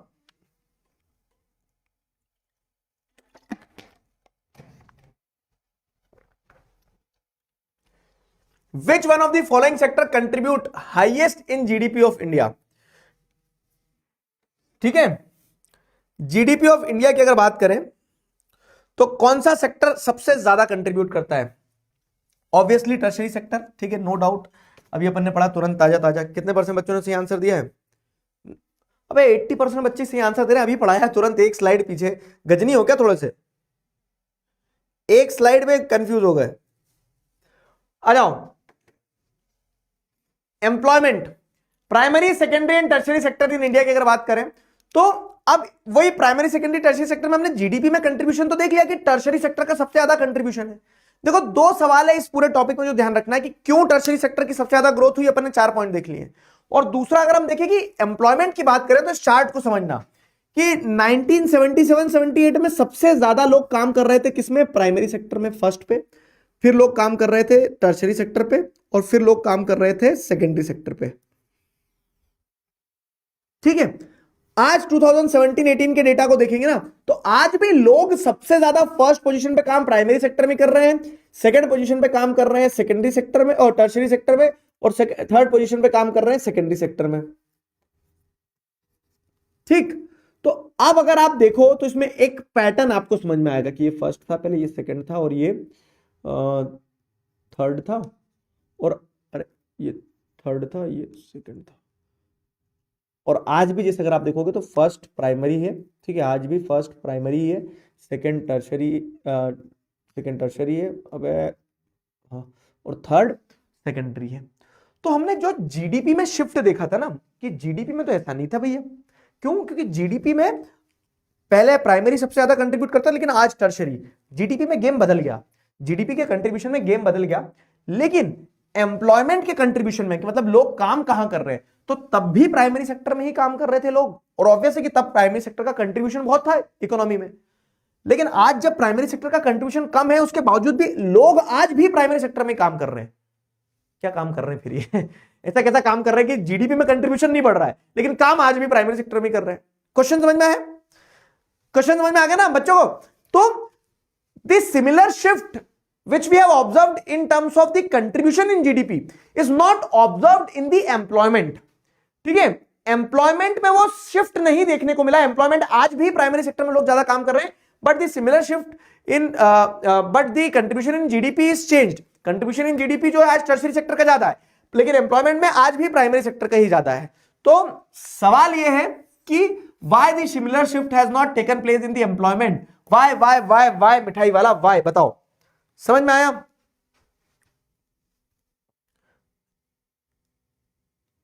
क्लियर हुआ? बताओ।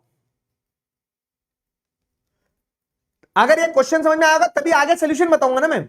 एक क्वेश्चन बना है कि हमने देखा कि जीडीपी में कंट्रीब्यूशन टर्शरी सेक्टर का ज्यादा था, ठीक है, और क्यों था वो कारण समझ लिए, लेकिन वैसा ही कंट्रीब्यूशन एम्प्लॉयमेंट के टर्म्स में नहीं देखने को मिला। एम्प्लॉयमेंट में आज भी लोग प्राइमरी सेक्टर में ज्यादा काम कर रहे हैं, क्यों? बताओ, क्वेश्चन समझ में आया कि नहीं? एक बच्चा लग रहा है सर मेरे घर के सामने से डीजे जा रहा है, अभी रुक जाओ थोड़ी देर। अबे कान में ईयरफोन लगा लो, डीजे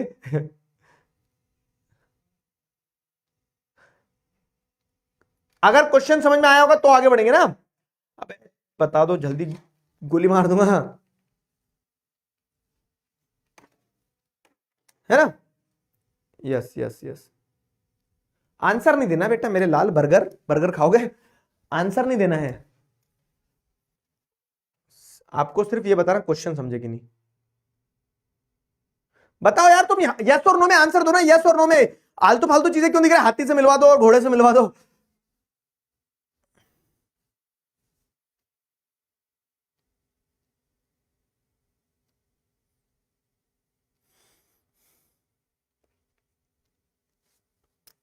एक बार फिर से, ना यस लिख रहे हो ना नो लिख रहे हो। क्या खाया था आज सुबह तुमने? जैसे हमने देखा कि पहले क्या था, पहले अपन ने देखा कि इकोनॉमी किधर जा रही है, तो इकोनॉमी ग्रो कर रही है, इकोनॉमी बड़ी हो गई है, लेकिन उस बढ़ती इकोनॉमी में पहले प्राइमरी सेक्टर का कंट्रीब्यूशन ज्यादा था, आज उस बढ़ती इकोनॉमी में टर्शरी सेक्टर का कंट्रीब्यूशन ज्यादा है। और क्यों है तो उसका कारण समझ लिया अपन ने, ठीक है। अब लेकिन हम बात करें कि एम्प्लॉयमेंट की बात करें तो पहले एम्प्लॉयमेंट कहां था ज्यादा? प्राइमरी सेक्टर में एम्प्लॉयमेंट ज्यादा था, पहले कंट्रीब्यूशन भी ज्यादा था, पहले जीडीपी में प्राइमरी सेक्टर का भी देखा अपन ने। लेकिन आज कंट्रीब्यूशन जब टर्शरी सेक्टर का ज्यादा है, लेकिन उसके बावजूद भी लोग प्राइमरी सेक्टर में ही काम कर रहे हैं। तो जैसा पिछली वाली स्लाइड पे शिफ्ट हुआ था कि एम्प्लॉय कंट्रीब्यूशन इन जीडीपी अब टर्शरी सेक्टर का ज्यादा है, तो वैसे ही एम्प्लॉयमेंट इन जीडीपी भी अब कंट्रीब्यूशन टर्शरी सेक्टर का ज्यादा होना चाहिए, लेकिन वो नहीं है। कंट्रीब्यूशन आज आप जैसे देखोगे एम्प्लॉयमेंट जीडीपी एम्प्लॉयमेंट के टर्म्स में, तो एम्प्लॉयमेंट के टर्म्स में कंट्रीब्यूशन आज किसका ज्यादा है? आज भी प्राइमरी का ही ज्यादा है, जबकि होना टर्शरी का चाहिए था, क्योंकि जीडीपी में कंट्रीब्यूशन तो टर्शरी का ज्यादा है। तो वो सिमिलर शिफ्ट क्यों नहीं हुआ? तो उसके पीछे के कारण यहाँ पे बताए गए हैं। जैसे अगर आप देखोगे ना, तो इंडस्ट्रियल प्रोडक्शन हमारा 9 टाइम्स बढ़ा है, लेकिन इंडस्ट्रीज में जॉब सिर्फ 3 गुना ही बढ़ी है। ठीक है, सर्विस सेक्टर में प्रोडक्शन 14 गुना बढ़ा है, लेकिन जॉब्स सिर्फ 5 गुना ही बढ़ी है। मतलब कि जीडीपी का कंट्रीब्यूशन तो बहुत तेजी से हुआ है सेकेंडरी और टर्शरी सेक्टर का, लेकिन वही contribution in terms of employment नहीं हो पाया है। और क्यों नहीं हो पाया? क्योंकि enough jobs were not created, और आज भी मेजोरिटी लोग प्राइमरी सेक्टर में इसलिए काम कर रहे हो क्योंकि प्राइमरी सेक्टर में लोग अंडर एम्प्लॉयड है। तो यहां पे वही 2 रीजन बताए गए कि क्यों सिमिलर शिफ्ट एम्प्लॉयमेंट में नहीं हुआ। तो the primary sector still employees most of the people even today, because industries and services did not created enough jobs. मतलब कि जितना लोग काम कर रहे थे उतने ही लोगों ने पैसा ज्यादा कमाया, लेकिन और ज्यादा जॉब्स जनरेट नहीं करी सेकेंडरी और टर्शरी सेक्टर ने। और दूसरी चीज जो है तो even though production increased a lot, but most of the people who were employed in secondary and tertiary sector still remained working there only, and no new jobs were created. ठीक है, या फिर new jobs were created relatively less. ठीक है, तो कम new jobs generate हुई है वहां पे। ठीक, कम न्यू जॉब जनरेट हुई है, ये एक पॉइंट है जो आपको ध्यान रखना है रीजन में। अब उसी के साथ साथ चलो ठीक है, सेकेंडरी और टर्शरी सेक्टर ने जॉब जनरेट नहीं करी, लेकिन प्राइमरी सेक्टर में जॉब्स कम क्यों नहीं हुई? फिर अभी भी प्राइमरी सेक्टर में लोग काम क्यों कर रहे हैं? जब कंट्रीब्यूशन कम हो गया प्राइमरी सेक्टर का, तो जॉब्स भी कम होना चाहिए थी। लेकिन इसका कारण क्या है कि पहली बात तो सेकेंडरी और टर्शरी सेक्टर ने जॉब जनरेट नहीं करी, और प्राइमरी सेक्टर जो था, तो agricultural has too many people working, even if some workers leave, production will not fall. इसीलिए हम क्या कहते हैं कि एग्रीकल्चर सेक्टर में आज भी लोग क्या कर रहे हैं? अंडर एम्प्लॉयड है। अब अंडर एम्प्लॉयमेंट या फिर अंडर एम्प्लॉयमेंट को डिस्गाइज्ड अनएम्प्लॉयमेंट भी कहा जाता है। ये एक टर्म क्वेश्चन बन के आ जाती है, तो डिस्गाइज्ड अनएम्प्लॉयमेंट या फिर अंडर एम्प्लॉयमेंट को समझना, डिस्गाइज अनएम्प्लॉयमेंट या अंडर एम्प्लॉयमेंट को समझना। ठीक है, डिस्गाइज अनएम्प्लॉयमेंट या फिर अंडर एम्प्लॉयमेंट को समझना है आपको। क्लियर हुआ? Disguise unemployment and under employment को आपको समझना होगा। क्या है? तो जब एक व्यक्ति काम करते हुए दिख रहा है आपको, जैसे एक खेत पे, ये लक्ष्मी की कहानी समझना। जैसे लक्ष्मी क्या है? लक्ष्मी की फैमिली में 5 लोग रहते हैं। ठीक है, लेकिन काम जितना उसके घर पे है सिर्फ 2 या 3 लोग ही काम कर सकते हैं। लेकिन क्योंकि अब वो 5 लोग रहते हैं और 5 लोग बोलते हैं कि खेत पे जाएंगे, तो 5 लोग खेत पे चले जाते हैं। लक्ष्मी के पति और लक्ष्मी का देवर जो लड़ रहे हैं दोनों, ठीक है, बोल रहे हैं कि हम तो काम करने आए, तू मिट्टी उठा के फेंक रहा है और मैं मिट्टी उठा के नहीं फेंक रहा हूं, तो दोनों में लड़ाई हो गई। तो गए 5 काम करने, जबकि रिक्वायरमेंट 5 की नहीं थी, और सब चले जाएंगे तो लड़ेंगे वहां बैठ के, अपनी फुल पोटेंशियल पे कोई काम नहीं कर रहा है। तो ऐसी स्थिति को आप अंडर एम्प्लॉयमेंट बोलते हो। एग्जांपल समझना, ठीक है, अगर आप 1-2 लोगों को वहां से हटा भी दोगे ना, तो भी जितना लक्ष्मी का प्रोडक्शन होना था, प्रोडक्शन उतना ही होना है। लेकिन अब क्योंकि आपने उन लोगों को वहां पे जबरदस्ती रख के रखा है, तो ना तो वो अपनी फुल पोटेंशियल पे काम कर पा रहे हैं, तो वो अंडर एम्प्लॉयमेंट की सिचुएशन में फंस गए हैं। वहां पे अंडर एम्प्लॉयमेंट वाली सिनेरियो बन रही है। ठीक है, अंडर एम्प्लॉयमेंट समझ में आया? Where a person is seem to be working but he or she is not working up to his और हर फुल पोटेंशियल। व्यक्ति जो है अपनी फुल पोटेंशियल पे काम नहीं कर रहा है। ठीक है,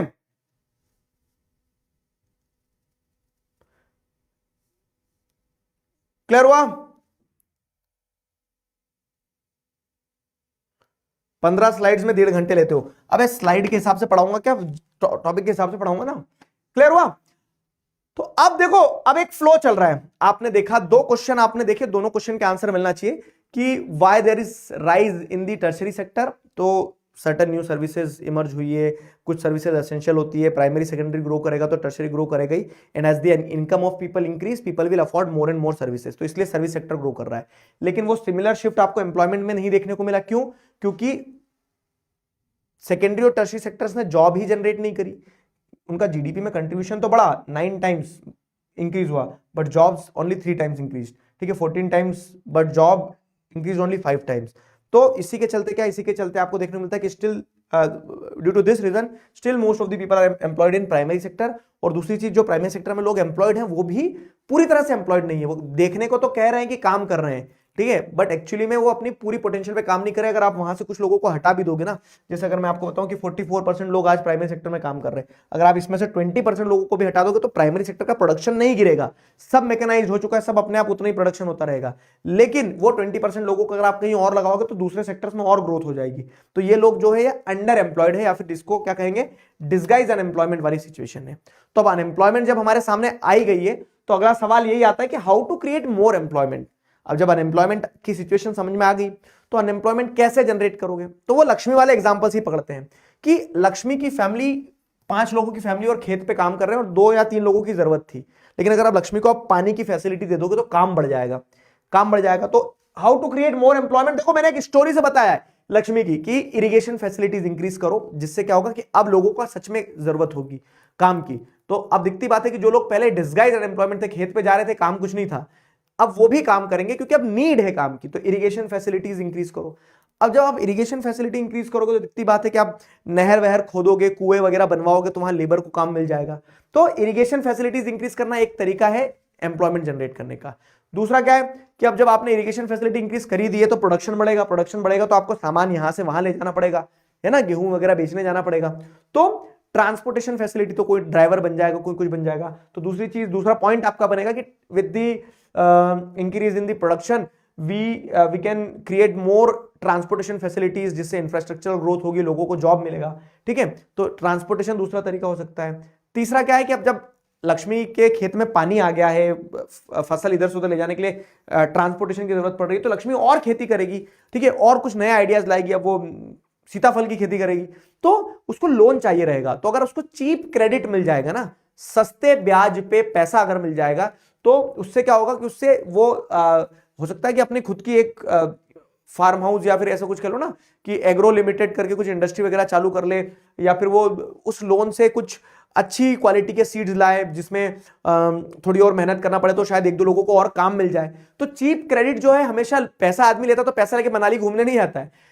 आदमी अगर पैसा लेता तो उस पैसे से क्या करता है, आदमी उस पैसे से एक तरह से आपको क्या देखने को मिलता है कि कोई ना कोई एक्टिविटी जनरेट करता है, काम शुरू करता है, जिससे क्या होता है, जिससे इनकम जनरेट हो। ठीक है, तो चीप क्रेडिट एक चीज हो गई।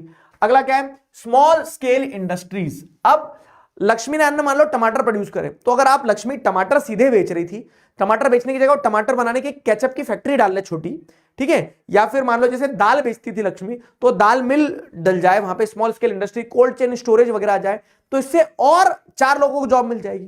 ठीक है, तो ये कुछ पॉइंटर्स जो कनेक्टेड है आपस में कि बेटर इरिगेशन फैसिलिटीज, अब ज्यादा प्रोडक्शन होगा तो बेटर ट्रांसपोर्टेशन फैसिलिटीज, क्योंकि वो सामान ले जाना होगा। अब वो सामान ले जाने के बाद में अब वो और अगर काम बढ़ाना चाह रही तो उसको अगर चीप क्रेडिट फैसिलिटीज मिल जाएंगी। चीप क्रेडिट फैसिलिटीज के बाद में क्या है कि आप और स्मॉल स्केल इंडस्ट्रीज, जैसे मान लो कि हैंडलूम मशीन, जैसे कॉटन प्रोड्यूस हो रहा, तो कॉटन तो रॉ मटेरियल तो प्रोड्यूस हो ही रहा है, वहां पे आप कॉटन से धागा बनाने वाली छोटी फैक्ट्री लगा रहे हो, कॉटन इंडस्ट्री टाइप की। ठीक है, तो ये सारे तरीके हैं जिससे आप एम्प्लॉयमेंट और जनरेट कर सकते हो। इनके अलावा ये भी कि आप नए सेक्टर्स को एक्सप्लोर करो, जैसे नीति आयोग जो है, ठीक है, गवर्नमेंट की जो बॉडी है, थिंक टैंक है, जो गवर्नमेंट के बिहाफ पे सोचती है कि देश को कैसे ग्रो करना है। तो नीति आयोग का डेटा कहता है कि एजुकेशन, हेल्थ, टूरिज्म, ये कुछ ऐसे सेक्टर्स है जहां पे अभी बहुत स्कोप है टू जनरेट मोर एम्प्लॉयमेंट, ज्यादा एम्प्लॉयमेंट जनरेट करने में अभी बहुत स्कोप है। तो आप ऐसे नए सेक्टर्स को एक्सप्लोर कर लो। ठीक, तो ये सारे तरीके बताए गए हैं टू क्रिएट मोर एम्प्लॉयमेंट, लेकिन ये सब कुछ करने में तो समय लगेगा ना। पर लोग जो बेरोजगार थे, जो अंडर एम्प्लॉयड थे, उनको तुरंत जॉब देना थी, तो तुरंत जॉब देने के लिए सरकार ने एक स्कीम लाई, मनरेगा, Mahatma Gandhi national rural employment guarantee act. ठीक है, ये जो स्कीम लाई, तो इस स्कीम के थ्रू एम्प्लॉयमेंट जनरेट की गई। अब इस स्कीम पे अपने आप में क्वेश्चन बन के जाता है कि मनरेगा क्या है, बताओ। तो यहां तक समझ में आया how to create more employment? बताइए, how to create more employment समझ में आया? तो अगर मनरेगा की बात करते हैं, चीप क्रेडिट मतलब क्या है, सस्ते दाम पे पैसा मिल जाए, मतलब बैंक वगैरह पहुंच जाए ताकि लोगों को लोन वगैरह मिल जाए, समझ रहे हो, लोन वगैरह मिल जाए। तो लोन जब मिल जाएगा तो लोन मिलने से क्या होगा, लोग आसानी से पैसा कर्ज ले लेंगे और कुछ नया काम शुरू कर देंगे। ऐसा क्लियर हुआ? बताओ।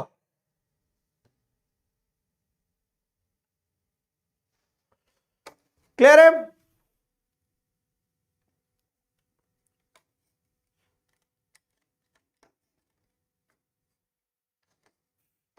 मेरी क्लास को तुम क्या समझते हो, ब्रॉडकास्ट चैनल है क्या? अर्श मलिक लिख रहा है भैया रिया की मम्मी का फोन आ रहा है, इससे कह दो कि उनके पास चले जाए, वो बार बार फोन कर रही है, प्लीज उनसे कह दो। रिया तुम बेटा कहीं भी घूम रही हो, अगर क्लास देख रही हो तो चले जाना तुम्हारी मम्मी के पास में, ठीक है। कुछ तो भी चलता है क्लास में। एक्सप्लोरिंग न्यू सेक्टर्स का मतलब वही है बाबू कि अगर आपको जॉब जनरेट करना तो ये देखो कि कहां पे और काम करने की जरूरत है। जैसे जब कोविड आया, ध्यान करना, तब हमें रियलाइज हुआ कि हमारा हेल्थ इंफ्रास्ट्रक्चर कितना कमजोर है। अभी हेल्थ इंफ्रास्ट्रक्चर में हमें कितने और डॉक्टर्स, कितनी और नर्सेस और कितने और हेल्थ प्रोफेशनल्स की जरूरत है ना। तो ऐसे नए सेक्टर्स एक्सप्लोर करने होंगे हमें, समझ गए, ऐसे नए सेक्टर्स एक्सप्लोर करने होंगे कि कहां और जॉब जनरेट कर सकते हैं, कहां और लोगों को काम पे डालने की जरूरत है। क्लियर हुआ?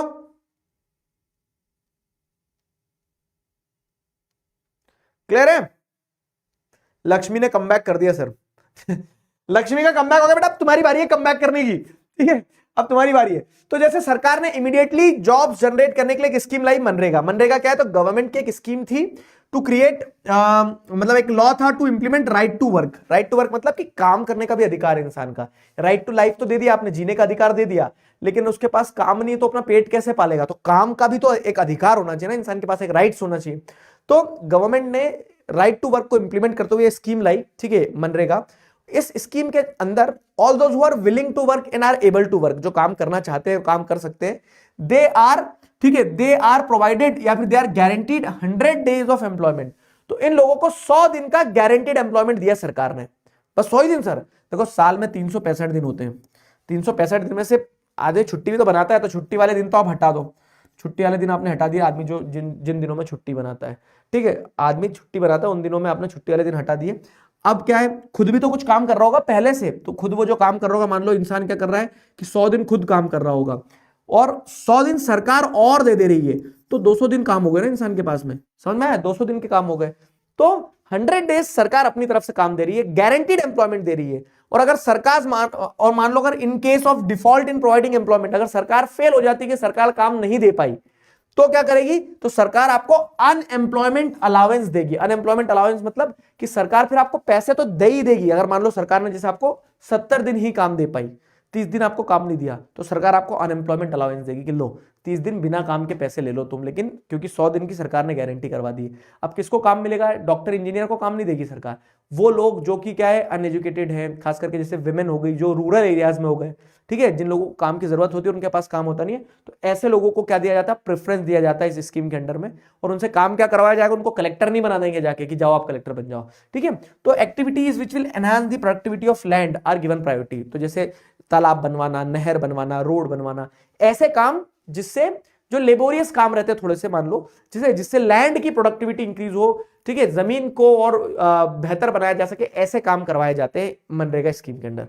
मनरेगा समझ में आया क्या था, एक लॉ जो सरकार ने बनाया for implementing right to work, जिसके चलते हर वो व्यक्ति जो काम करना चाहता है और काम की नीड में उसको 100 दिन का गारंटीड एम्प्लॉयमेंट दिया जाएगा। और अगर सरकार एम्प्लॉयमेंट देने में फेल हो जाती है तो क्या होगा, सरकार की तरफ से अनएम्प्लॉयमेंट अलाउंस दिया जाएगा, ठीक है, unemployment allowance will be provided by the government. और वो एक्टिविटीज जो लैंड की प्रोडक्टिविटी बढ़ाएगी, ऐसी एक्टिविटीज को प्रेफरेंस दी जाती है इस स्कीम के तहत। क्लियर है? बताओ। हाँ जी, उज्जवल साई कुमार बेटा, व्हाट इज द प्रॉब्लम, कहां समझ नहीं आया बताओ। ठीक है, 2005 में लॉन्च हुई थी, हाँ। क्लियर हुआ?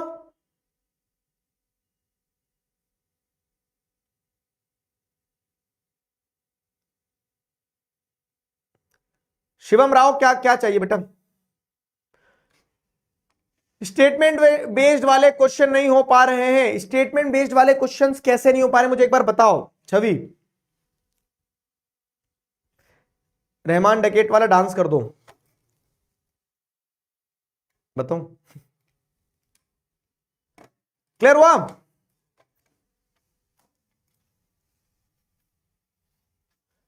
चलो, अब which of the following provisions have been made under Mahatma Gandhi national rural employment guarantee act, बताओ क्या प्रोविजन है। बोल दिया मैंने तुम्हें।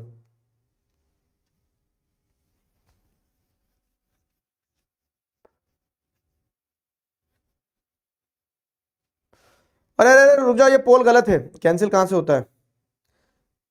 आंसर मैंने उसका गलत सेलेक्ट कर लिया, आंसर गलत सेलेक्ट हो गया मेरे से ही। मैंने ये यही तुम्हें भी समझना है, ये वाली गलती नहीं करना है कभी भी, जब तक पूरे ऑप्शंस ना पढ़ो ना आंसर पे कूदना नहीं चाहिए धप्प करके, ठीक है। तो इसका राइट आंसर क्या होगा? इससे पहले वाले का लीडर बोर्ड पढ़ दूं। गौरी बिजलवान, शोभित भैया का स्टूडेंट, ऋषिका, भैयू जी, और यश, सूरज, दशमीत, उत्कर्ष, रितेश और रुद्र ठाकुर, ये सारे बच्चे पिछले वाले क्वेश्चन में लीडर बोर्ड पे आए थे। इस वाले क्वेश्चन में अगर हम देखें तो इस वाले क्वेश्चन में लीडर बोर्ड पे जो बच्चे आ रहे हैं वो सारे बच्चे गलत होंगे। जिन जिन ने गलत आंसर दिया उनकी बिल्डिंग सेट है, अभी पकड़ में आ जाएंगे, क्योंकि मैंने गलत सेलेक्ट कर लिया था। इसका राइट आंसर बेटा डी है, डी, ठीक है, राइट आंसर डी है। देखो, government ensures 100 days of employment to all residents, नहीं, गवर्नमेंट क्या करती ना, ऑल रेसिडेंट्स को नहीं देती है, रूरल एरियाज में खास करके एम्प्लॉयमेंट पहले दी जाएगी। इसका राइट आंसर डी है। और जिन बच्चों ने गलत आंसर दिया है, सोनम कुमारी, भैयू जी देशमुख, सर में अनु, ठीक है अनु, तुमने गलत आंसर दिया है। सूरज वर्मा, गगन प्रताप, रजित सैनी, रुद्र ठाकुर, समीर, रचित अग्रवाल और अनमोल, ये सारे बच्चे जो हैं गलत आंसर देने वाले थे। कॉन्ग्रेचुलेशन, आप सबने गलत आंसर दिया। समझ में आया ना क्यों डी है? क्योंकि ए तो गलत है, ऑल रेसिडेंट्स को नहीं, 200 डेज एम्प्लॉयमेंट तो गलत हो ही गया। गवर्नमेंट प्रोवाइड्स ग्रेन्स, नहीं ग्रेन्स नहीं, पैसे ही देती है। और गवर्नमेंट अगर काम नहीं दे पाई तो अनएम्प्लॉयमेंट अलाउंस देगी, ये वाला पॉइंट सही है, समझे?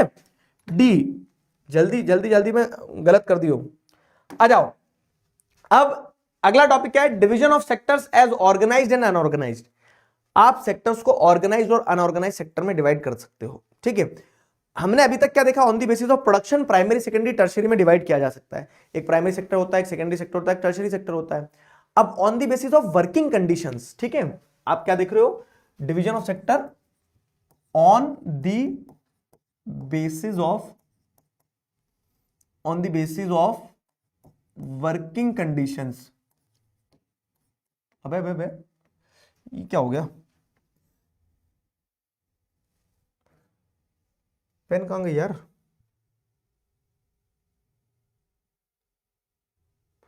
ठीक है,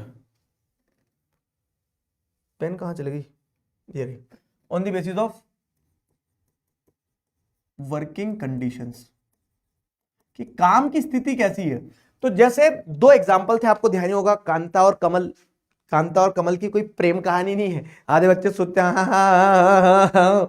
कांता और कमल दो अलग अलग लोग हैं, ठीक है। कांता एक ऑर्गेनाइज सेक्टर में काम करती है, तो उसके बारे में बताया गया है।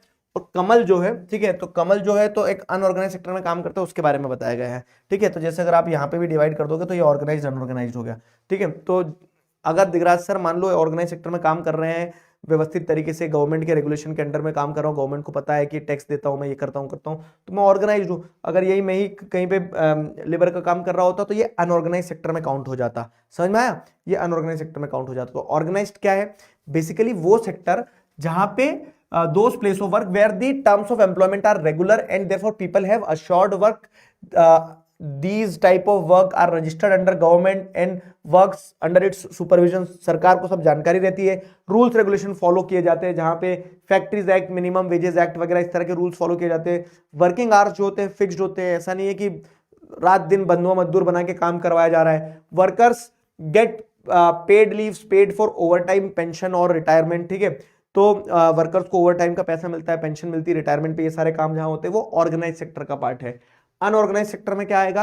अनऑर्गेनाइज सेक्टर वो सेक्टर है जहां पे स्मॉल स्कैटर्ड यूनिट है, कोई सेफ्टी सिक्योरिटी नहीं है। अनएम्प्लॉयमेंट में आपको क्या देखने को मिल रहा है? लार्जली अनसिक्योर होता है, ठीक है।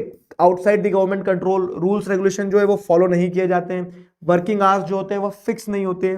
नो पेड लीव्स, कोई प्रोविजन नहीं है, जिस दिन छुट्टी पे आना है आओ, और मतलब जिस दिन काम पे आना है आओ, नहीं आओगे उस दिन कोई पैसा नहीं मिलेगा। तो एक कांता और कमल की कहानी दोनों की बताई गई है कि जैसे कमल जो है बेचारा, तो ये चचा जो है बदमाश है, ठीक है। कमल को सुबह से बुलाते हैं, एक समोसा भी नहीं खिलाते और रात भर तक काम करवाते हैं। लेकिन कांता वहीं एक स्कूल में गवर्नमेंट टीचर है, तो सॉरी एक ऑफिस में है, तो कांता जाती है टाइम से, अपना टाइम से वापस आती है। जिस दिन छुट्टी रहती है तो कांता अगर बीमार होगी तो उसको सिक लीव्स वगैरह ये सारी चीजें भी मिलती है। तो कांता का काम क्या है? बढ़िया सेट है, व्यवस्थित चलता रहता है। तो ऑर्गेनाइज में ये स्थिति है, अनऑर्गेनाइज में ये स्थिति है, ठीक है। अब देखो क्या है, तो ये on the basis of working condition अपन ने समस्या तो देख ली कि अनऑर्गेनाइज में दिक्कत है। तो सवाल ये आता है कि how to protect workers in unorganise sector. तो अब अनऑर्गेनाइज सेक्टर के वर्कर्स आपको गांव में भी मिल जाएंगे, शहर में भी मिल जाएंगे। और कौन आता है अनऑर्गेनाइज सेक्टर में? तो अनऑर्गेनाइज सेक्टर में जैसे गांव में लैंडलेस एग्रीकल्चरल लेबर्स, स्मॉल और मार्जिनल फार्मर्स, ये सब अनऑर्गेनाइज सेक्टर के वर्कर्स है गांव में, ठीक है। और शहर में कौन है अनऑर्गेनाइज सेक्टर के वर्कर्स? तो स्मॉल स्केल इंडस्ट्रीज के कैजुअल वर्कर्स जो है, ये सब टाइप ऑफ वर्कर्स हैं जो अनऑर्गेनाइज सेक्टर में आते हैं शहर में। समझ में आ गया? तो अनऑर्गेनाइज सेक्टर मतलब कि जो गवर्नमेंट के कंट्रोल में नहीं है, जहां आपको कोई दूसरे बेनिफिट्स नहीं मिल रहे हैं, जहां आपका एक्सप्लॉयटेशन हो रहा है। पिसिकल्चर किस में आएगा? पिसिकल्चर प्राइमरी सेक्टर में आएगा बेटा। लड़कों के साथ गद्दारी हो रही है सर। अनऑर्गेनाइज सेक्टर में डाल दिया कमल को, हम विद्रोह करते हैं। आप अनऑर्गेनाइज सेक्टर में हो भाई, मुझे भी सुबह से शाम तक कोई चाय नहीं देता है क्योंकि मैं पीता नहीं हूं, तो क्या इस बेसिस पे मुझे तुम अनऑर्गेनाइज सेक्टर में डालना चाहोगे? अब कांता तो कमल से शादी नहीं करेगी सर। देखो बहुत अच्छे से टॉपिक समझाया जा रहा है, लेकिन सबके अपने अपनी चिंता है। करमजीत कौर कह रही है कि सर अब कांता तो कभी कमल से शादी नहीं करेगी। क्यों कर रहा है? दोनों की अपनी अपनी फैमिली होगी बेचारों की।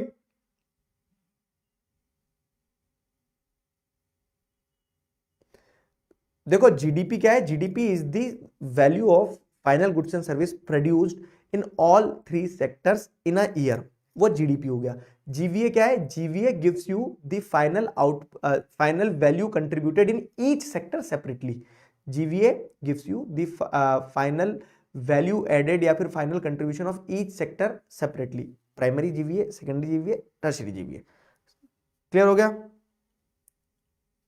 मार्जिनल फार्मर मतलब जो छोटे, ठीक है, छोटे किसान जो रहते हैं ना, वो। चचा को गोली मार दो सर। एक बच्चा गया, चचा को गोली मार दो। चलो, कमाल कमाल कमाल कमाल कमाल। तो हमें ये तो देख ले कि अनऑर्गेनाइज सेक्टर के वर्कर्स कौन है। तो रूरल एरियाज में जो लैंडलेस एग्रीकल्चरल लेबर्स है, स्मॉल और मार्जिनल फार्मर्स है वो। अर्बन एरियाज में जो स्मॉल स्केल इंडस्ट्रीज में कैजुअल वर्कर्स काम कर रहे हैं वो। तो इनको प्रोटेक्शन कैसे दिया जाए, मतलब इनको प्रोटेक्ट कैसे करोगे आप? तो प्रोटेक्शन थ्रू, जैसे आप अगर छोटे किसान है उनको टाइम,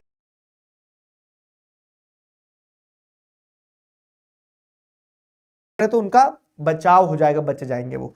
वैसे ही अगर आप देख रहे हैं तो अगर इनको रॉ मटेरियल वगैरह खरीदने में आपने मदद करवा दी है, ठीक है, इकोनॉमिक और सोशल प्रोटेक्शन अगर दे दिया। जैसे शहर में क्या होता है ना, एक आदमी गरीब है, गरीब होने के साथ साथ में वो शेड्यूल कास्ट को बिलोंग करता है, एक ऐसी कास्ट को बिलोंग करता है जिस कास्ट को लोग नेग्लेक्ट करते हैं, इग्नोर करते हैं, तो उसके साथ में और दिक्कत हो जाती है, ठीक है, तो उसके साथ में और दिक्कत हो जाती है।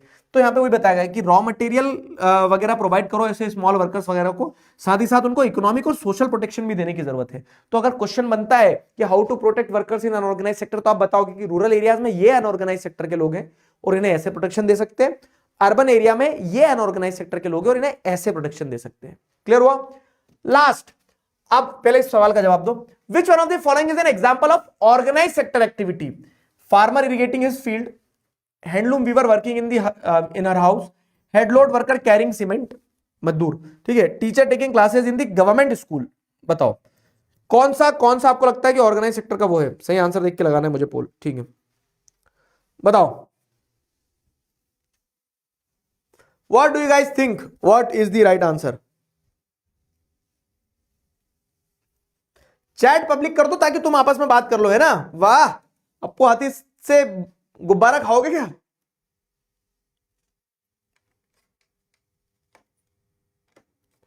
चलो,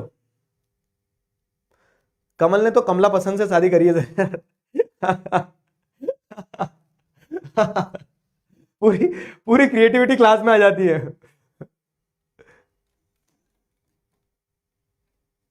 अभी अभी ब्रह्मास्त्र रिसीव हुआ है, चलो बहुत बढ़िया। मैं वही बोल रहा हूं, सबके घर ब्रह्मास्त्र आ जाएगा, नहीं आएगा तो मैं खुद देने जाऊंगा, तुम चिंता मत करो, लेकिन तुम शांति रखो बस। अभी समय है और 15 तारीख को तुम्हें यूज करना है ब्रह्मास्त्र। अब तुमने लिया ही आज है तो फिर तो दिक्कत है ना। नागराज से मिलवा दो, अभी कटवाऊंगा नागराज से, रुको, ठीक है। चलो, इसका राइट आंसर डी है बाबू। देखो, क्योंकि सारे केसेस में आपको क्या देखने मिल रहा है? फार्मर इरिगेटिंग इज फील्ड, तो वो अनऑर्गेनाइज सेक्टर में है। हैंडलूम वीवर अपने घर में काम कर रही, वो भी अनऑर्गेनाइज। हेडलोड वर्कर जो है सामान सीमेंट जो सिर पर रख के जा रहा है, वो भी अनऑर्गेनाइज में। सब अनऑर्गेनाइज सेक्टर में। सिर्फ ऑर्गेनाइज सेक्टर में एक टीचर है गवर्नमेंट स्कूल का, जो गवर्नमेंट के अंडर में ही काम कर रहा, तो फिर उसका एक्सप्लॉयटेशन कौन ही कर लेगा? वो एक्सप्लॉयटेशन कर देता बच्चे का। ठीक है, चलो खिलौने से खिलवा दो सर। अबे खिलौने नहीं है, वो मेरी क्लास के मेंबर्स हैं। नागराज जा तो बड़ा, इस बच्चों को काट के आ जा, खिलौना बोल रहा तुझे, फैमिली का हिस्सा है हमारी। कल हमारे पिकाचू को पता है तुम्हें, कल पिकाचू के सिर पे क्रैक आ गया था। कल पिकाचू ऊपर से टेबल पे से जो गिरा तो पिकाचू के 2 टुकड़े हो गए। कल पिकाचू के साथ बहुत अन्याय हुआ, पिकाचू के 2 टुकड़े हो गए। और जब पिकाचू गिरा और गिरने के बाद उसके 2 टुकड़े हुए तो मुझे पता लगा कि पिकाचू के पेट में एक शॉर्पनर पल रहा है। ठीक है, मेरा पिकाचू क्या है, व्हाट इज दिस बिहेवियर। फिर लेकिन मैंने उसको वापस इसे बंद कर दिया। तो पिकाचू के साथ अभी थोड़ा सा हिट हो चुका है। ठीक है, डी राइट आंसर था। लास्ट टॉपिक आ जाओ बाबू, लास्ट टॉपिक कवर करते हैं अपन। यादव जी, गौरी बिजलवान, इशिता गुप्ता, अनुभव, निशा, अनुष्का, देवेंद्र और भैयू जी, सर मैं अनु और दशमीत, ये सारे बच्चे आज लीडर बोर्ड पे टॉप पे है इस क्वेश्चन में।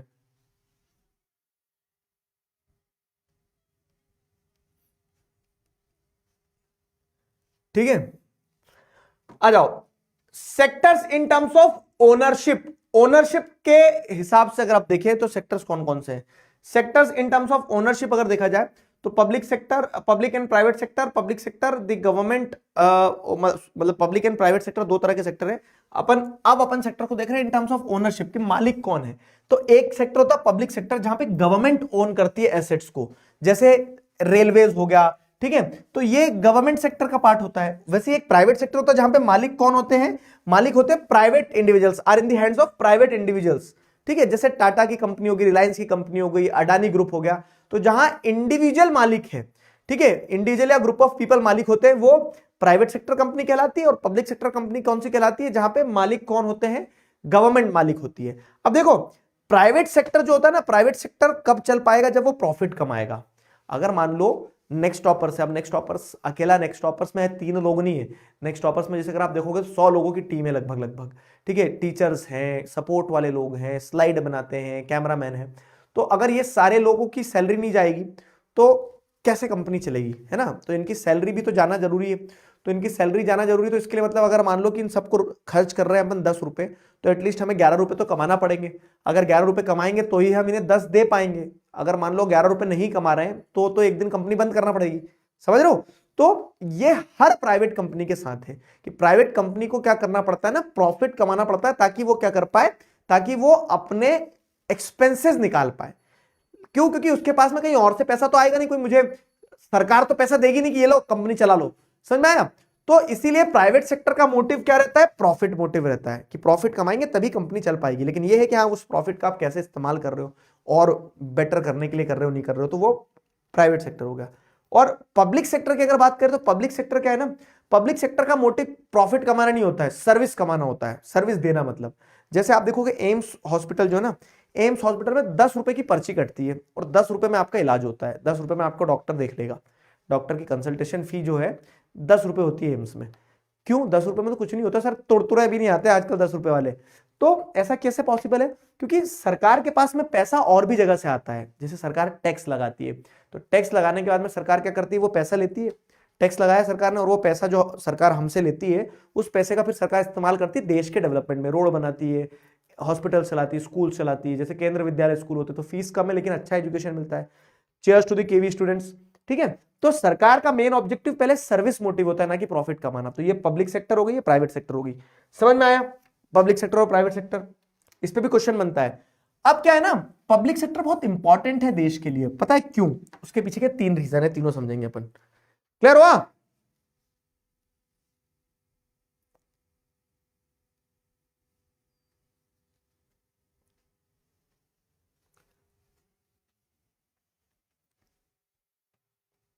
क्लियर हुआ।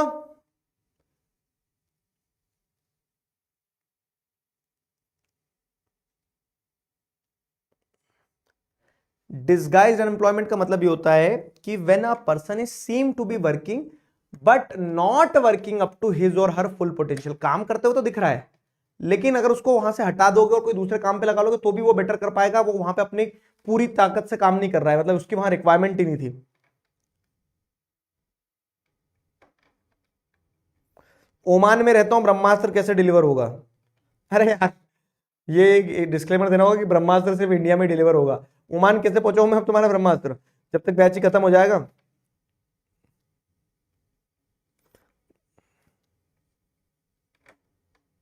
आज आपको क्लास ओवर नहीं करनी का, करना है ना बेटा, बस लास्ट टॉपिक है अपना। तो देखो क्या हो रहा है ना कि प्राइवेट सेक्टर भी जरूरी है, क्योंकि प्राइवेट सेक्टर क्या करता है, हमेशा क्वालिटी बेटर करके देता है आपको। पब्लिक सेक्टर भी जरूरी है, लेकिन क्यों? क्योंकि अगर आप देखोगे तो 3 रीजन है कि there are certain important services that can not be provided by private sector at reasonable cost. जैसे मैं आपको एग्जांपल देता हूं इलेक्ट्रिसिटी का, कि डैम बनाना पड़ता है सरकार को, और डैम बनाने में क्या है, बहुत पैसा लगता है, और डैम में आज डैम बनाओ और 50 साल बाद पैसा मिलना शुरू होगा। ठीक है, कोई भी प्राइवेट सेक्टर इतना पैसा खर्च नहीं करेगा, उसको प्रॉफिट ही नहीं दिखेगा वहां पे, तो प्राइवेट सेक्टर जाएगा ही क्यों? क्योंकि उसमें नुकसान है। तो कुछ सर्विसेज जो होती है ना बहुत एसेंशियल होती है, और उन एसेंशियल सर्विसेज को अगर आप देखोगे तो प्रोवाइड करने के लिए क्या करते हैं, प्रॉफिट नहीं देखना पड़ता है, वो प्रोवाइड करना ही पड़ती है। जैसे इलेक्ट्रिसिटी, अगर सरकार इलेक्ट्रिसिटी नहीं देगी तो प्राइवेट इंडस्ट्री ही नहीं चलेगी। ठीक है, अगर सरकार इलेक्ट्रिसिटी नहीं देगी तो प्राइवेट इंडस्ट्रीज चलेगी ही नहीं। तो इसीलिए क्या है ना कि certain services are very essential, और उसमें उन एसेंशियल सर्विसेज में रिक्वायरमेंट होती है कि सरकार क्या करे, पैसा खर्च करे, सरकार चलाए, है ना, सरकार पैसा खर्च करे और सरकार चलाए। तो some services can not be provided cheaply by private sector. अगर प्राइवेट सेक्टर डैम बनाएगा तो बहुत पैसा ले लेगा बिजली का, और जब बिजली का बहुत पैसा लग जाएगा तो इंडस्ट्री चल ही नहीं पाएगी, प्रॉफिट कैसे निकलेगा? तो certain important services can not be provided by private sector at reasonable cost. जैसे पीने का पानी, बिस्लरी दे रहा है 20 रुपए में 1 लीटर, लेकिन सरकार को पीने का पानी लोगों के घर तक पहुंचाना पड़ेगा और कम दाम पे। अभी एक होमवर्क देता हूं, सब है ना, अपने अपने घर पे पूछना आपके घर पे वाटर टैक्स कितना लगता है। जो सरकार आपको पानी पहुंचाती है ना, उस पानी का सरकार कितना पैसा लेती है? साल भर का 300 रुपए 500 रुपए इतना लेती है बस, साल भर का। और कितना पानी लेते हो तुम? अंधा पानी इस्तेमाल करते हो, है ना। तो सर्टेन इंपॉर्टेंट सर्विसेज है जो प्राइवेट सेक्टर कभी रीजनेबल कॉस्ट पे दे ही नहीं सकता, इसके लिए सरकार को वो सर्विसेज उठाना पड़ती है। इसीलिए सरकार ने, जैसे अभी आगे अगला पॉइंट आएगा, खैर वो। फिर दूसरा रीजन क्यों पब्लिक सेक्टर इंपॉर्टेंट है कि certain activities require government support. जैसे कुछ सर्विसेज बिना गवर्नमेंट सपोर्ट के चल ही नहीं सकती, जैसे खाना, फूड ग्रेन्स जरूरी है, हर व्यक्ति को खाना चाहिए रहेगा, लेकिन प्राइवेट सेक्टर कभी भी फूड ग्रेन्स रीजनेबल कॉस्ट पे नहीं देगा। ठीक है, जैसे अगर गेहूं 20 रुपए का है तो प्राइवेट सेक्टर उसको 20.5 रुपए में देगा, 21 रुपए में देगा, उससे कम में देगा ही नहीं देगा। लेकिन सरकार क्या करती है कि किसानों से 20 रुपए में गेहूं खरीदती है ताकि किसानों को भी नुकसान ना हो, और सरकार वो गेहूं फिर 2 रुपए किलो में देती है राशन शॉप्स में, क्योंकि सरकार को पता है ये क्या है, ये इस एक्टिविटी में हमें कॉस्ट बियर करना जरूरी, नहीं तो बहुत सारे लोग भूखे मर जाएंगे। ठीक है, तो पब्लिक डिस्ट्रीब्यूशन सिस्टम से भी बताएगा कि certain activities require government support, क्योंकि बिना गवर्नमेंट के सपोर्ट के वो एक्टिविटीज चल ही नहीं पाएगी। जैसे food grains to the poor people through public distribution system. ये दूसरा पॉइंट हो गया कि क्यों पब्लिक सेक्टर इंपॉर्टेंट है। और तीसरा point, responsibility of government to spend some services. ठीक है, अब जैसे हेल्थ हो गया, एजुकेशन हो गया, अगर मान लो कोई प्राइवेट स्कूल नहीं होगा और प्राइवेट हॉस्पिटल नहीं होगा, तो क्या सरकार लोगों को मरने के लिए छोड़ देगी या फिर अशिक्षित रख देगी? नहीं, सरकार की जिम्मेदारी है कि ये सर्विसेज हैं और ये सर्विसेज तो सरकार को देना ही होगी। और पता है एक चीज बता रहा हूं, जिस देश में सरकार अपनी जिम्मेदारियों से भागी है ना पीछे, उन देश में आपको क्या देखने को मिला है कि प्राइवेट प्लेयर्स जो है वो गिद्ध की तरह बन के निकल के आए हैं और नोच रहे हैं। ठीक है, जनता को नोच रहे हैं। अल्टीमेटली तो प्रेशर तो आ ही जाता है ना, प्राइवेट प्लेयर कोई भी अगर आपको कुछ सर्विस दे रहा है तो वो कहीं ना कहीं से कॉस्ट तो निकालेगा अपनी। लेकिन सरकार जैसे कोविड के टाइम पे एक बहुत अच्छा सिचुएशन आई थी, मतलब अच्छी सिचुएशन नहीं थी, बुरी सिचुएशन थी, लेकिन बहुत अच्छा एग्जाम्पल निकल के आया कि अगर गवर्नमेंट हॉस्पिटल्स नहीं होते तो कितने ही गरीब व्यक्ति जो थे वो अपना इलाज ही नहीं करवा पाते। क्यों? क्योंकि गवर्नमेंट हॉस्पिटल में कम पैसों में इलाज होता, प्राइवेट हॉस्पिटल में कभी नहीं होता, और इलाज तो उस समय सबको जरूरत थी ना। तो इसीलिए it is important to have public sector. आप समझना, ये पब्लिक सेक्टर एक आभूषण की तरह है देश के। जैसे गहने जो होते हैं ना कि बुरे समय में वो गहने काम आते हैं। क्यों? क्योंकि अगर मान लो किसी साल कोविड आ गया, तब वो पब्लिक सेक्टर जो वो गहना है। क्यों? क्योंकि आप उसको एक तरह से बेच सकते हो, या फिर उसको कह सकते हैं ना, वहां से आप एक वैल्यू डिराइव कर सकते हो। लेकिन अगर पब्लिक सेक्टर नहीं होगा तो आप ये समझ लो कि आप पूरी तरह से निर्भर हो जाओगे किसके ऊपर? आप निर्भर हो जाओगे प्राइवेट सेक्टर के ऊपर, और private sector cost to cost कर देगा, लेकिन प्राइवेट सेक्टर लॉस खा के तो चल ही नहीं सकता है ना। और इसीलिए सरकार का एक इंफ्रास्ट्रक्चर होना जरूरी है parallel to the private sector, ताकि क्या हो, जो बेसिक्स हैं, ठीक है, जैसे बेसिक सर्विसेज, हेल्थ, एजुकेशन, ये लोगों को मिलती रहे। क्लियर हुआ? इसीलिए पब्लिक सेक्टर इंपॉर्टेंट है। ठीक है, समझ में आया? चलो भाई, तो अब ये इस चैप्टर के जितने भी कीवर्ड्स हैं, वो आज की क्लास लंबी हो गई है ना, तो इस चैप्टर के सारे कीवर्ड्स, चैप्टर बड़ा था क्योंकि सारे कीवर्ड्स अपन ने इंक्लूड कर दिए, इंटरमीडिएट गुड, जीडीपी, जीवीए और डिस्गाइज अनएम्प्लॉयमेंट, मनरेगा, अनएम्प्लॉयमेंट, ठीक है। डिस्गाइज अनएम्प्लॉयमेंट की डेफिनेशन ये है, private sector, organise sector, public sector, ठीक है, अनऑर्गेनाइज सेक्टर, नीति आयोग, सारे एमसीक्यूज और सारे कीवर्ड्स जो है वो इंक्लूड कर लिए। अब जैसे ये पिक्चर देखो, ये क्या हो रहा है, आंटी और डाकिया है, ठीक है, डाक देने आया तो सर्विस सेक्टर है, ठीक है, कूली भैया है तो सर्विस सेक्टर है, ये क्या है, ट्रेडर है, आंटी ने कुर्ती लाई है, बहन जी देखो बहुत अच्छी कुर्ती है। तो आपको ऐसे आइडेंटिफाई करना है, पिक्चर्स आइडेंटिफाई करना है, प्राइमरी, सेकेंडरी, टर्शियरी, क्वार्टरनरी किस किस सेक्टर में आ रही है वो, ठीक है। अब एक और होमवर्क क्वेश्चन है, तो एमसीक्यूज में होमवर्क क्वेश्चन दे दिए, तो ये 4 होमवर्क क्वेश्चन एमसीक्यू के हैं और ये आपके डिस्क्रिप्टिव क्वेश्चन है। तो on the basis of production different sectors of economy क्या क्या है, तो प्राइमरी, सेकेंडरी, टर्शियरी है। जीडीपी क्या होता है, उसकी इंपॉर्टेंस बताओ, ठीक है। तो value of final goods and services जब आप ऐड करते हो उससे जीडीपी मिलता है, जीडीपी आपको बताता है how big the economy is, fine. तो आंसर लिखना, जैसे on the basis of production what are different sectors of economy, how they are interdependent, explain, तो ये 5 नंबर का होगा। जीडीपी, एक्सप्लेन इट्स इंपॉर्टेंस, तो जीडीपी 3 नंबर वाले में लिख लो। चलो, examine the significance of tertiary sector in Indian economy, ये 5 नंबर में क्वेश्चन आता है। टर्शियरी सेक्टर की सिग्निफिकेंस क्या है, टर्शियरी सेक्टर की ग्रोथ क्यों हो रही है, कैसे भी पूछ ले, सवाल बहरूपिया होता है। Analyse the problem of under employment in agriculture sector, 3 number में अंडर एम्प्लॉयमेंट में की प्रॉब्लम क्या है, ठीक। Give any 3 suggestions to increase the employment sorry in rural society, 3 number. जितने नंबर का क्वेश्चन मिनिमम उतने पॉइंट्स लिखना रहते हैं। Explain the difference between organise and organise sector of economy, 5 number में क्वेश्चन अगर आएगा तो लिख पाओगे ये, और आया है 2025 में। How public sector is different from private sector, ये 3 नंबर का क्वेश्चन। चलो 2 नंबर में लिखो इसको, मैं देखता हूं टू द पॉइंट लिख पाते हो कि नहीं, ठीक। अब इन क्वेश्चंस के आंसर्स जो हैं मैं आपको कल दूंगा क्लास के बाद, कल तक तुम्हें इसके आंसर्स लिख के रेडी रहना होगा। नीति आयोग क्या है, तो नीति आयोग गवर्नमेंट का एक थिंक टैंक है जो गवर्नमेंट की पॉलिसीज वगैरह बनाने में इंपॉर्टेंट रोल प्ले करता है, ठीक है।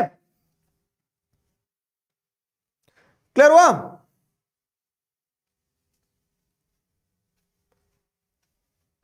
आ गया?